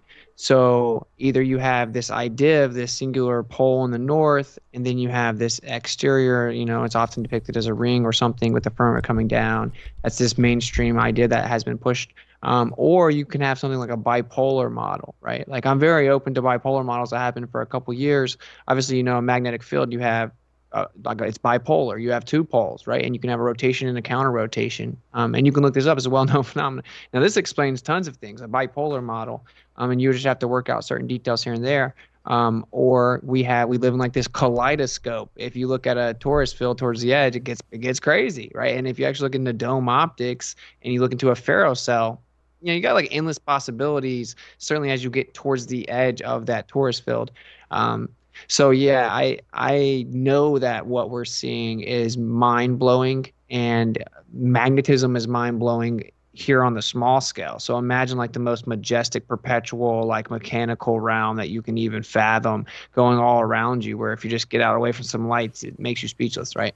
So this realm is obviously way more than this like rigid, materialistic, heliocentric globe idea. And you can't bottle up the heavens, man. Like the heavens are crazy, and the evidence has already shown the sun's apparent to the observer.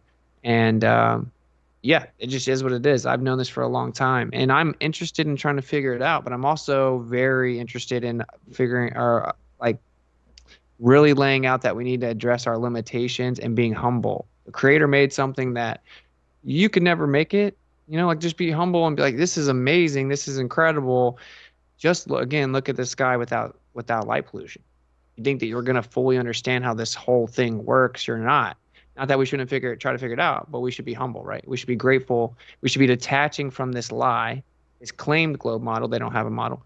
And then just be like, well, we found out what they told us about the Earth isn't true. Here's the evidence. No measurable curvature. The Earth is not moving. We've proven that with highly precise measurements. And let's just try to figure stuff out as we go. And that should be the energy that we embody. And that's what I think is so shocking, though, to the globe side. It's like, hey, go into a vacuum chamber, light a ball of fire, and see if you can levitate it through the room and add a couple rocks, add some water, see it spin it all around. And nobody's doing that, right? So we don't have a physical model. And then an animated model, you just get back to the three-body problem, right? We don't have an animated model that the globe really can show what our solar system is apparently doing with dark matter, et cetera, blah, blah, blah. But that's why Joe Hanvey, shout out to him, he has something closer than what the globe side has. And so how do you feel? Are you excited about the Joe Hanvey model, and how much have you been kind of researching that? I think that it's definitely interesting, right? I mean, there's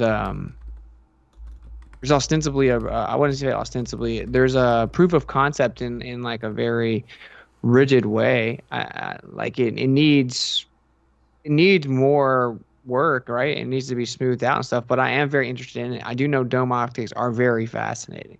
I know a lot of people think they know that for sure that it isn't anything similar to an AA map with the dome. I don't know that for sure. I know all the problems very well, and I know that in order to solve them, you need an apparent position of the sun off the rip, and there's a couple other things I've addressed all those for years, and you can check them out. But I do find his idea very interesting because I've replicated almost everything we see, from sun pillars to the sunrise sunset to the deflection to the left, though the sun would be physically moving to the right past the equator. I've replicated all these things myself in the dome. I know that it's crazy. And so, yeah, I find it very interesting. You got a little apparent sun goes the other way, follows the observer around the outside, and it's assuming water above us, which, I think there is water above us. So I do find that interesting. I also find stereographic bipolar projections interesting as well. I'm open to both of them. I think we need to all just come together and see what the evidence suggests. That's all everyone needs to do. It's really not super complicated. There's multiple ideas that are viable. At this point, there certainly isn't. You don't have to put all your chips on Joe Henvey. I do find his model compelling in terms of proof of concept, right? And it's in a very interesting direction that was overlooked, and this basically brought it to our attention, which is very cool. So I'm open to many things, and just to explain if people don't know, right? If you have the A map, the Gleason map, that's the globe flattened. I think they lied about the world map. Well, I think it's obviously somewhat accurate to an extent, but if you put the center right on the North Pole, then you get, or say you flipped it and put on the quote unquote South Pole on that map, then there's a ring. The other pole is a ring, right? If you move it anywhere else, boom, you have two poles. And now you can have Antarctica as a continent, even, and you could actually fly over it, follow those field lines, and pop back up on the other side, and you're doing all that on a plane. This is good for flat Earth people to start understanding and opening their mind to other ideas. I think people got a little stagnant and satisfied with more of a simple model. So yeah, I know there's a lot, but that's my take. And Mark, you mirrored the video from Marty Leeds, just talking about how the sky's immeasurable, the sky's non-physical, and and if Joe Henvey's model shows exactly what we see, it's still just a theory. Everything is a theory about the sky until we can actually go up there and measure it. So, the physical versus the non-physical. Well, we're here in the physical right now. That's what we're trying to measure. We're not trying to measure the non-physical and the Narnia objects up there. Right. We've done a bang-up job on the ground. We've done so much stuff over the last 10 years. Incredible experiments over the last 10 years on the ground. When it comes to the sky, though, we're limited. There's only so much you can do. And so when someone comes out and says, no, the sky is this, I go, really? Can you tell me that without using the word NASA somewhere in that paragraph? So.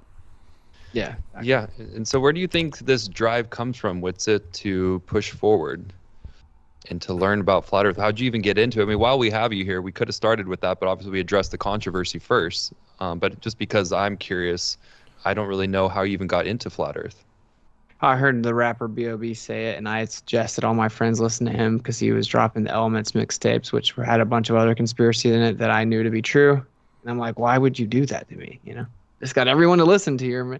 So I'm like, what does that even mean? I was confused. But I was already it wasn't shocking to me. I just didn't understand what it meant. I found out about the moon landing. I was 13, 14 years old or something. So anyway, I looked into it, and I'm like, oh, wow.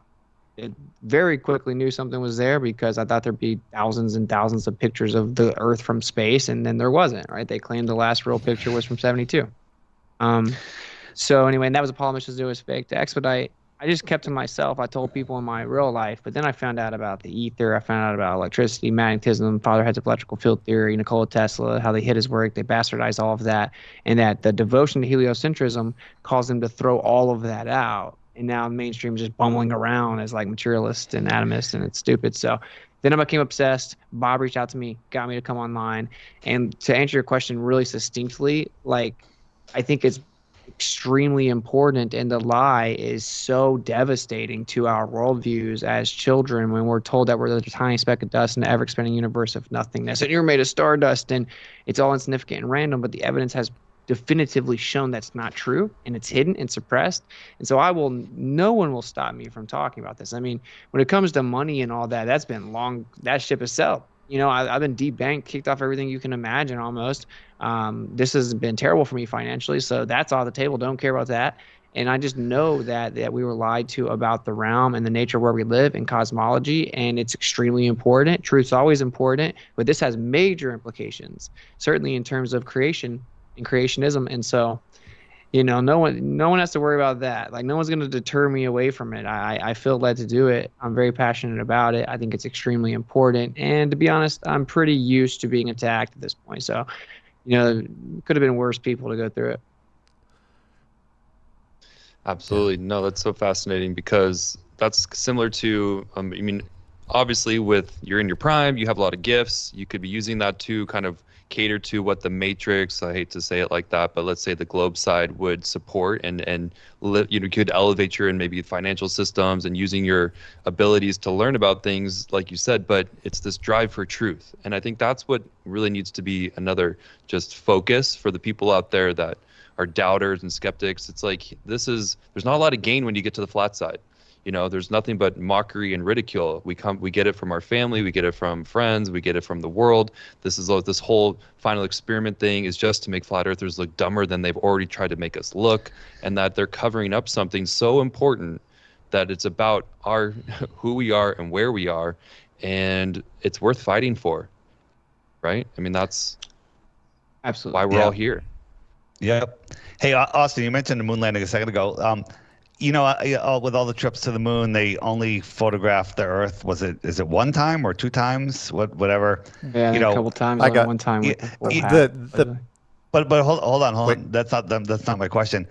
Is it true that they never once saw the sun on camera, photograph, video, or picture? I don't think so. You don't think it's true, or they didn't. I never saw it. Well, I never saw it. Yeah, no, because people are saying that they never once mentioned the sun or saw the sun. They never mentioned the Earth. When you fly over your house in an airplane coming into your home airport, you tell a stranger next to you, look, there's my house, there's my house.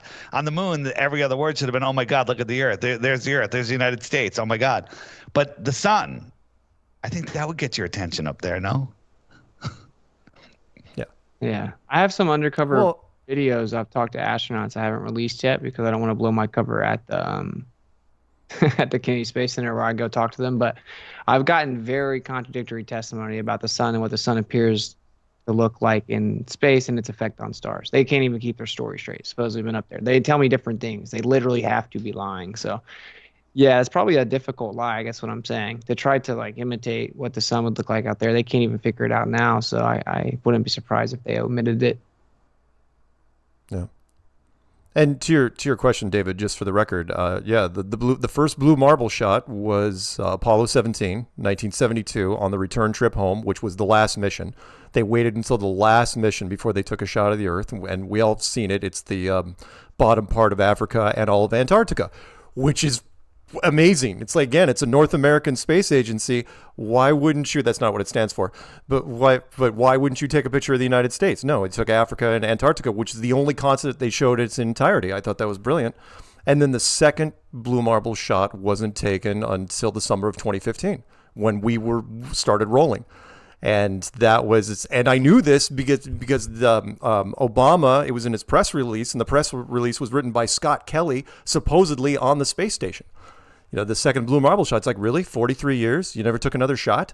The second blue marble shot, you waited 43 years. And again, I throw that at NASA fanboys. They just gloss over it. It's yeah, so I go, really? That's not strange to you? That's forever in space years. Forever. Anyway. Oh, sorry. One more thing real fast. To your point also, the other thing, yes, they never talked about the sun. And of course, they never talked about the oxygen gauges. Drove me insane. It's no one ever talked about, scuba divers will constantly look at their air gauges, and the astronauts never talked about how much air they had left. When you're out 2 miles or 3 miles out from your capsule, you should be thinking, it's hey, we only got 18 minutes of air left. We should start heading back. Never came up. Again, that's Hollywood 101. That's a trip. Yeah. Yeah, and those suits can swing 500 degrees in temperature every 20 minutes or whatever it was.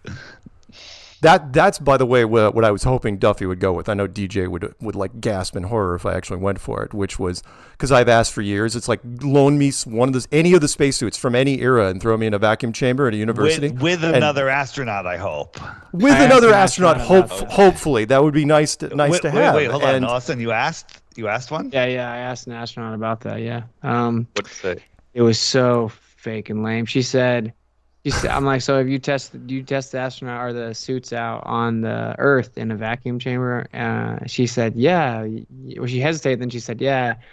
Of course, you wouldn't want to get up there and it not work. You could die. And I'm like, I know, right? Well, the only video I've ever seen of someone doing that, their tongue boiled. So I've never seen another video. And she said, I immediately knew she was lying at this point. She said, well, yeah, you want to know something really cool? So they drop you down in there, and then at the same time, they have a bowl of water. And guess what? And I'm like, the water's boiling. She's like, yeah, the water boils in the vacuum. And I'm like, okay. She's like, also, they'll drop a bowling ball and a feather at the same time. I'm like, and she's like, and then I'm like, it drops at the same rate. She's like, yeah. I'm like, okay, so you're testing a vacuum chamber, and they're like, by the way, let's just do these weird little tricks while you're in there to convince you're in. Like, what are you? Right. She was like trying to convince me the story was real by telling me what happens in a vacuum chamber. It was so weird. I have that all filmed. Yeah, super weird. So I was What's like, their okay. excuse that the suit doesn't just explode? I mean, put something in a vacuum chamber, it explodes. Well, just so you know, not obviously even my that, tactic there is to push the boundary as much as possible, but still be like the NASA fanboy. I wear like a NASA hat. Do you? Yeah. I'm undercover. That's why I haven't released it yet. It's because I can't keep going undercover if it goes viral enough. I think so. Anyway, DJ, that's what I was hoping for. Was that that Duffy would come out and be like, oh yeah, we got to get Mark in a chamber. It's like, yeah, it's never going to happen. Yeah. Tell us how you live, Duffy. How does Mark live? Yeah, for legal reasons. This isn't like Antarctica where I'd be like, no, we can't put him in there. It's like, why not? Like, no, you can't. It's funny. You can't put him. Well, or you could have asked all the astronauts, like, okay, fine, the drop you in the vacuum chamber. Why you keep training in swimming pools? Oh, for that floaty feel. I go, yeah, but that's the opposite of what you would be dealing with. That's water. How do you drop a bowling ball and a feather at the exact same time? What kind of mechanism releases that? Why would they you have a do machine that when you're testing a space? Yeah, why would you do it anyway? It's the weirdest story I've ever heard, bro. Right, and the only video we saw of that, it's edited like 7 times. There's not one straight shot of it falling. It's just like it's like a rocket launch. It's like edit. It hasn't even left the freaking launch pad yet. I don't know if it's still there, but for a number of years when I was searching for spacesuit in a vacuum chamber on YouTube without any filters or anything, Peanut could probably look this up. You know what kept coming up as the #1 hit was James May from Top Gear. You remember that show in the UK where he was in a G-Force suit in an Air Force. It wasn't a full-blown vacuum chamber, but it was pretty close. But it was a G-Force suit. It wasn't an independent backpack. It was tethered. Right. And it went completely rigid as soon as they cranked it up. Right. Because that's what it's supposed to do. It's the G-force suit is supposed to keep you from, tightening down so your blood doesn't go, up or down as fast. And he got scared to death because he couldn't move. The second he put it, he was put in there. He was absolutely rigid. And of course, the follow-up question would be like, what happened? What about all the people that are running and jumping around on the moon? And total flexibility, articulation points. They can put together things. Electronics are no problem. Whatever. Just drives me that's insane. the hardest part about coming to Flat Earth is that it's so controversial to be questioning that these astronauts could be lying to the public. But then you start to get into, well, how much does NASA make every day? And what are these people? They have a lot to gain from it. And I think that's on the Globe side, it's one of the biggest arguments that some of my friends and family come to me. And it's like, I loved space. I wanted to be an astronaut as a kid. There's nothing but pictures of me like dressed up and just aspiring because they capture your mind so young, and so much media is focused around what our answers are. They're out in the stars. And so when you shatter that paradigm for people, they can't easily replace it with something else. And, we've kept this pretty light, but as far as, who created this place and where are we and who are we, but those were the things that the flat side can help you answer. So if you're watching this and you're curious about it, that's where we can talk about that. We've talked about on previous episodes, and it's something that continues to push me forward because, it just means that there's so much hope here. We're not saying that these people are just deceivers and that's it. It's saying they're doing it for a reason, but there's the bigger reason is that this place is special, and that's the beauty of the flat Earth once you get past the deception. And I feel for the people that Austin was talking to, the astronauts, because people forget that almost all of them, in fact, 99% of them, they're soldiers. Yeah. right? They're Air Force officers. I don't know what she was, for example, but I almost guarantee she's a captain or higher. He was former military. And yeah, I mean, yeah, there you go. All of them, everyone I've talked to. I do feel for them too. Yep. It's like they have no choice on us, but I still want to. Like, you're still lying to me. So. Yeah, the thing I've said before when I was talking to Terry Virts, my chance to talk to an astronaut that was on the ISS, and they were saying, "Are you calling Terry a liar?" Trying to stir up something, and I said, "No." I looked up. I'd done a little research on Terry. I go, Terry's a full bird colonel in the U.S. military. What do you think he's gonna say, right? You don't get to be colonel and then just all of a sudden go rogue. Even if there's a chance of going rogue. So no, I felt for him. It's like, yeah, he's told. It's like, sorry, this is what you do. Well, gotta do it. Well, hey guys, But you. Oh, go ahead. Oh, I was gonna say, DJ, but you're absolutely right. The bigger picture is this place. I've said it many times. This place is incredibly special. It was made just for us. It's filled with mystery and wonder. We're trying to figure it out. There's going to be resistance. The people, the masses that we work with on a regular basis, they forget that. It's like, look, if it was easy, everyone would be doing it, right? The hero's journey isn't without certain valleys, and we run into them from time to time. This is just one of them, and there'll be a wonderful redemption arc after this thing's over. Austin's absolutely right. It's going to be a big year for Flat Earth. I don't know. In fact, I sent it to David. You saw that bridge. A listener, you probably saw it, DJ. A listener had sent it to me just before the show. He goes, look, I was driving underneath this bridge in Philadelphia, and someone had spray painted huge letters, "The Earth is flat," underneath it. It's like, that takes some effort. That's awesome. That's great stuff. So. Right. Yeah, so we're not going. I mean, that's what's exciting. That's why I'm here, But and if you're watching this and you're thinking about, maybe sometimes people in a position to express themselves on the internet, this is not about being an influencer. There's not much to gain really from the system that we exist in. What we have to gain is just the truth and following that path, right? So, but if you want to help, one of the reasons Dave was scheduled for this show was because he was one of the first people doing physical demonstrations to debunk all these false claims about VapeGate and the shadows, etc. So if you're watching, I would encourage the community to focus on how do we go back onto the offensive and just unite as a community as much as possible, kind of putting aside, our doubts and our ego and going, look, the people that have certain gifts that are helping push the narrative forward, we got to support them. That's why Witsit, it's so great that you're here, because in our chat and our community, the people that love and watch the show and have been, they've already accepted the fact that Mark is not a shill, right? He's already kind of just proven from his longevity. Patricia took a break and she's come back. What? Dave, give me a break. Let me Shut have up. my rant. What the hell? All right, go ahead. Okay. Dave, why don't you say what you said the other day about Mark on Tinfoil Sombrero, that Mark has just always been positive. He hasn't let this get to him. You tell us what you said. That's it. You said it. That's it. Yeah, he's not going to compliment me while I'm here. No, he's not going to do it. On Tinfoil Sombrero, because it breaks my heart when the people like, guys, we're here fighting for the truth. Why are we fighting against each other so badly? There's not much to gain by tearing somebody else down. I get being skeptical, fine. Move on. Let's go on the offensive. Let's start breaking down what McKeegan and McToon are getting wrong. Let's start analyzing the footage that Austin has coming out. There's more to come. Let's start thinking about how we can, if you're somebody out there, the way that Flat Earth wins is by you being brave enough to just put yourself out there, to have conversations with your friends and family, to try and push this narrative forward. That's what the mindset needs to shift to at this point. Knowing that you have truth on your side and you have the creator on your side when you do that.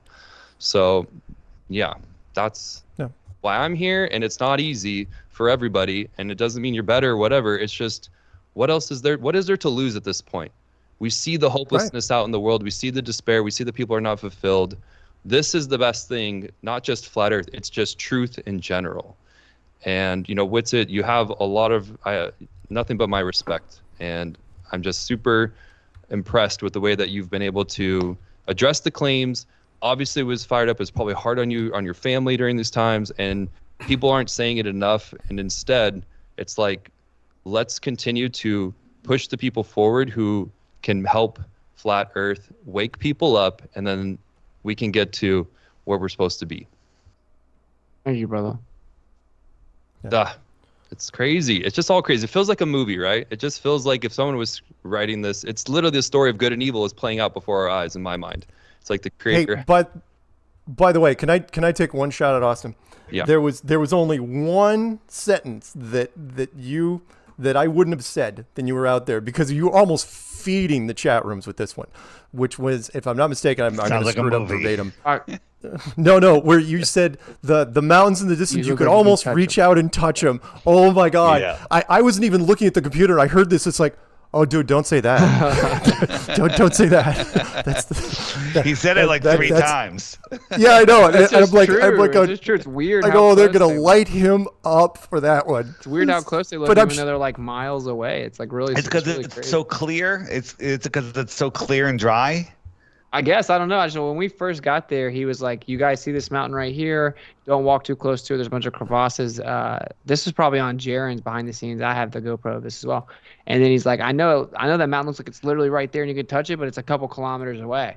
And so then we all started talking about it in our group throughout the times that we were there. And we're like, dude, that's got to be just like maybe a mile, right? And it would be like 5 kilometers or so. I don't know. I mean, you know. Yeah, you're right though. When I heard people, You should have fallen in a crevasse. Can you God. tell how far back that sign is? Can you tell how far away that is? It looks like it's right there, right? It's really 5 miles. It's really far. You know what you should have added? You should have added like a room echo to your mic. That would have been perfect. I had it at the beginning, but you took it off. No, like a gymnasium like echo. That would have been awesome. Well, to your point, by the way, people forget. I think this place was built with an illusion in mind. Not that God was trying to trick us, but that we made it towards. No, you're not going to figure it out that easy. It's not going to be like that whole Babel thing. No, I learned from that. Where I try to give people. Have all of you been to Disneyland at one point or another? I know DJ has. Disney World, yeah. Well, okay, so there's Pirates of the Caribbean, one of my favorite rides, really old, been there for years and years. Why is David's screen? Stop messing with your stuff, David. The where you go to the end of the Pirates of the Caribbean ride and you get to that harbor, where there's ships off in the background, there's a pirate ship firing on the shore, right in the background. And it's done so well, you cannot tell. I challenged people when I'm sitting with them. It's like, how far away do you think that ship is? Is it 50 yards? Is it 100 yards? Of course it's not miles, but you don't know. And that's what we could do with paint and wood and a little water, right? And some lights. Right? Imagine what you could do with that Russian video that we were putting out there, that we were circulating, that David got recently. I don't know if you've seen it, Austin, one from like a couple days ago, where it showed how would you even describe it, David? It was sundogs, but it was inside a rainbow and the rainbow was circular. It was one of the weirdest things I've ever seen. Is David frozen? Is David gone? No. Am I here? Yeah. Yeah. This one? Is this the video? Is this the video? Oh, yeah, that one. Yeah. Here, let me make it bigger. Yeah, that's so. Yeah, that thing. Yeah. So you got freaking this wild. And where was this exactly? Russia, as far as I know. Russia. I don't know where in Russia. And I'm assuming, forgive me, guys. I know the writing looks Russian, and you probably say, no, it's not. It's some other something Stan. And it's like, all right, I don't know, but it's definitely Eastern Bloc. Yeah, it's wild. Yeah, so that's so crazy, because when you're in Antarctica, Witsit, was there any kind of indication that you could be close to the firmament in your mind? I mean, did you have any instincts on that, or could the sun have been a reflection off the dome in your mind? I mean, I mean, maybe the sunspots were inverted from the northern latitudes, but I mean, we may have been closer overall speaking, but it wasn't like right up on me. But to be honest, it was all something I've never experienced. Like, I've never experienced the sun so unimpeded and always there, with it also reflecting right off the ground. So it's just like very overwhelming. When I went, I was like, I think we're getting somewhere close to the end of things. That is how I still feel. Okay. Yeah, gotcha. It's like if there were hypothetically a place the creator said, okay, turn around, like that's it. I know some people think there's more stuff. Maybe there is. I don't know. That's not how I felt. I was there. I'm like, all right, we're starting to push the limits. This is pretty crazy. These are the more interesting things to me at this point. Like, we've addressed the controversy; it's a nightmare. But I thought a great story that maybe we have time to share. We're ending here in like 10 minutes. Was you got to flat smack the group while you were in Antarctica? Like little things like that. This is, if we just can accept you were there, fine, great. now we could talk about, it was like literally like the real world meets flat earth / globe world. You guys were all together with these people that have been trolling you for so long, making money off you guys, ready to gloat if they see it, and yet you got to flat smack them. So that was a great story that you shared. I don't know if you have time to kind of explain what happened, but I think our audience would love to hear that. Yeah. So as for the anti-flat earthers, when I first got there, it was like a 3-4v1 debate. Yeah, at the first dinner after we've been traveling all day, and I mean, you know, humbly they got sliced up. They weren't ready for the battle of the beams. But anyway, then we went on, and then at one point I actually had to straight up call people out. I call McToon out for his behavior.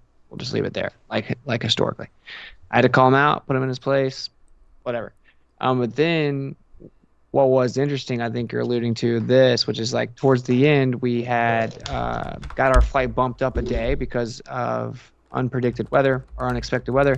So they did this boarding debriefing, and they told us how everything's going down. And then Duffy they said, okay, afterwards, Will Duffy from the final experiment is going to explain what they did, what they accomplished, what their goal was, whatever. You guys are welcome to stick around if you want. He's going to kind of explain it to you, and then you can ask some people questions. I know some people are kind of curious about the topic, which is flat Earth. And if you have any questions, there's a couple people here who are flat earthers, etc. So then we ended up like flat smacking the whole room, and it's like a bunch of the employees and it's a bunch of the guests or whatever.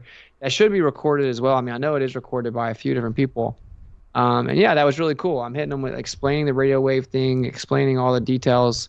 Someone's like, well, there's one explorer that went across the south, and Jaron knows like everything about the guy. He's like, no, actually, he admitted in court he lied to fake accidents and whatever. So every question they would ask us, they started to realize, oh, these flat earthers know like way more about everything. And we laid it out for them. We laid out the whole situation for them, and they're like, well, did this change your mind at all? And I'm like, well, no, this doesn't prove the Earth's a spinning globe. And, you know, what shows the Earth is flat is still the same thing that it was yesterday. It's interesting. It's something to consider in terms of the overall, like, meta.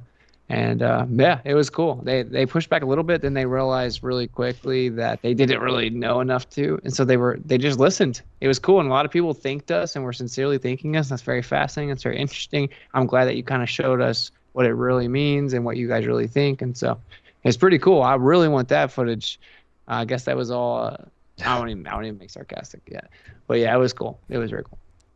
Well, those things are more interesting to me at this point of like, how did you get to plant seeds with the other side and the people that were there? And you're really, you are very good at reading people. And so it was just interesting to hear some of the, backstory in Discord where you're just like able to pick up on these cues. And I don't want to say too much actually on our show, but it just is, guys, what I'm saying is seeds are being planted even on the globe side, even with the globe side trolls. And, when you're lying and deceptive, it will start to eat you up inside.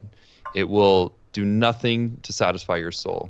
And when we start to realize that you have the upper hand when you're on the side of truth, and we don't have to attack each other and try to rise up in this system because there's not much to gain in that regard. Instead, we can think about how the truth can help our friends and family. And so learning about flat earth, the scientific side is equally important to me as the scriptural side, if you subscribe to that, because they go hand in hand here. And Witsit is somebody who's kind of put himself, just like Dave and Mark, put your guys on the chopping block in our world, in this world that just is against the truth so bad that it's scary, but at the same time, it's worth it to be here.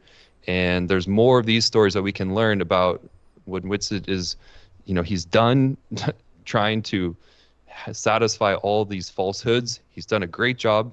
His family, and they've been through it. Instead, let's talk about how we can support you. Let's talk about how we can push forward. Let's talk about what in our closing thoughts of like, where can our viewers find you? And guys, this is your chance to support someone who is, it's like, what else? There's not a better person or not a better cause right now than to push forward for the truth. I mean, you're here, a lot of you have dedicated your life to understanding what's going on in this flat earth community. Please go and check out Witsit and send him some love, you guys. This is the least we can do to help someone who's been through hell. And that's my prayer for you guys, is that we just can lift you up in this time and then move forward. Well, thank you, man. Yeah, Witsit gets it on everything, and anyone wants to support, you can look into the links in the description. It's also Telegram. On Telegram, I have a couple groups. Look up Witsit Gets It, Miswits on there, t.me/miswits, and we're creating like a mother load of data. So there's that. Yeah, and I would just say as like kind of last thing I'll say here is everyone just keep your cool. Truth doesn't fear investigation. I know a lot of people are really attacking me in their feelings or whatever, but just keep looking into the claims that you're making at the least, right? And then if you realize, oh, maybe I was wrong, just be humble. I know I will speak for myself. I will forgive people, and I'll try my best not to make it difficult for you to admit it, because I think that this conversation and this truth is way more important than personal egos and stuff like that. So it's all love from here. Dave, I saw you were trying to jump in though. What's up?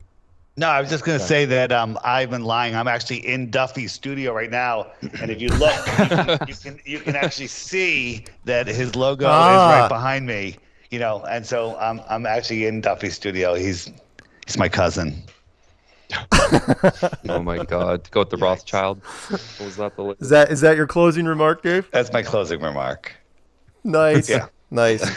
Again, DJ, do you have anything else before I wrap this No, thing you up? wrap it up. I'm just going to, you know me, just stay curious out there, guys. That's the least we can do. And go support Austin. Come on. Just show him some love. That's all. That would make me so happy if you guys just could show your support right now. I'd like to thank our guests, Austin Witsit and David Weiss. They did a wonderful job. Witsit, again, glad you made it home safe, along with Jaron and Lisbeth. I think we'll get her on the show here pretty soon. I don't even know who's on next week. Who? Lisbeth? Who's that? Lisbeth. The kidding. She's doing good. She's doing good. She's gonna come on the show soon. Dave's a nightmare. Oh my God! You keep screwing up my screen. You know what? I'm not doing that. That's you, man. I'm just sitting That here. is not. I'm not doing anything. I'm not touching anything. You're doing something. I'm doing nothing. You're doing something. I'm doing nothing. All I did was It's this. something. This that's mess up the screen. All right. We'll be back. Thank you, everybody. Again, it was a great show. Again, chat room. Hopefully, this is now put to bed officially. At least for me, it is. Yeah. I don't have to worry about this anymore. It's going to be a great year. 2025 is going to be awesome. I'll let you know how things progress. Hopefully, we'll hear from Austin on when the Candace thing happens. The conferences, the meetups. Again, Flat Earth's dead, but I had to put up 3 meetup videos today before the show, so it's been great. We'll be back next week. Same flat time, same flat channel, because it's now Tuesday. It's not last Friday. Don't forget, we're going to have Stephen Carpenter on episode 500. Say goodnight, DJ. Good night, Strange World. Stay curious. Say goodnight, Austin. Good night. Thanks for having me on. Much love.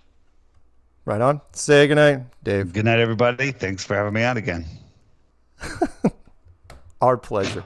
And Peanut keeps smoking, and he's like, "Oh God, it's never going to end, is it?" Nope, it's not. Remember, if you want love, you can send me cartons of Pall Mall Reds, and I'll forward them off to Peanut. Not that I endorse smoking. All right, that's it. Good night, everybody. We're going to run the slideshow. We're not going to do it. There's no dancing in the background. This is a serious show, and yeah. Thanks, everybody. All right. Good night, everybody.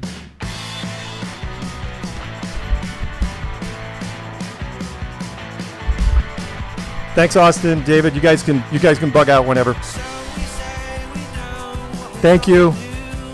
Thanks, guys.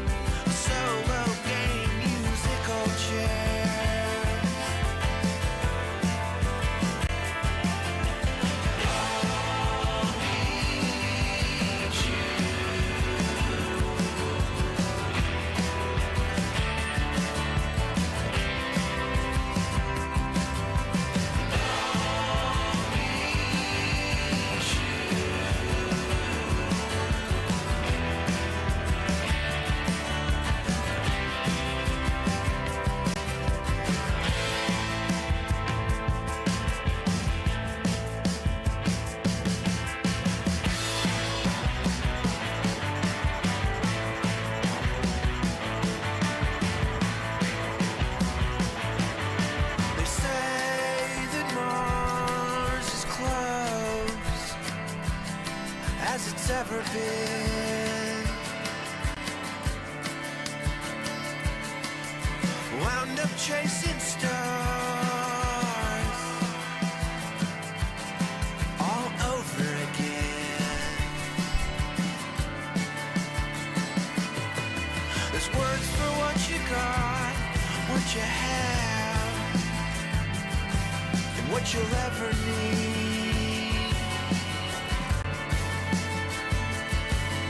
There's love so many nights, so many nights, so many ways to believe.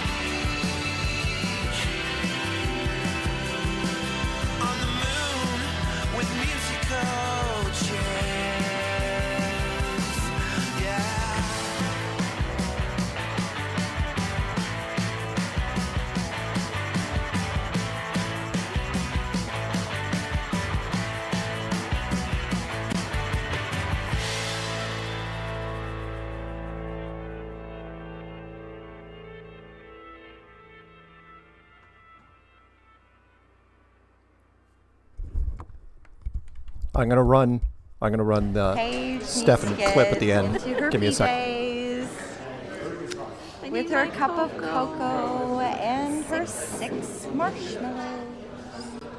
Night, Mark.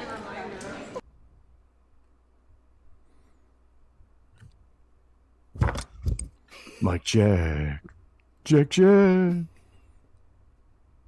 realize it's the same link every week. It never changes. Yeah, I know. I should paste it somewhere, I think.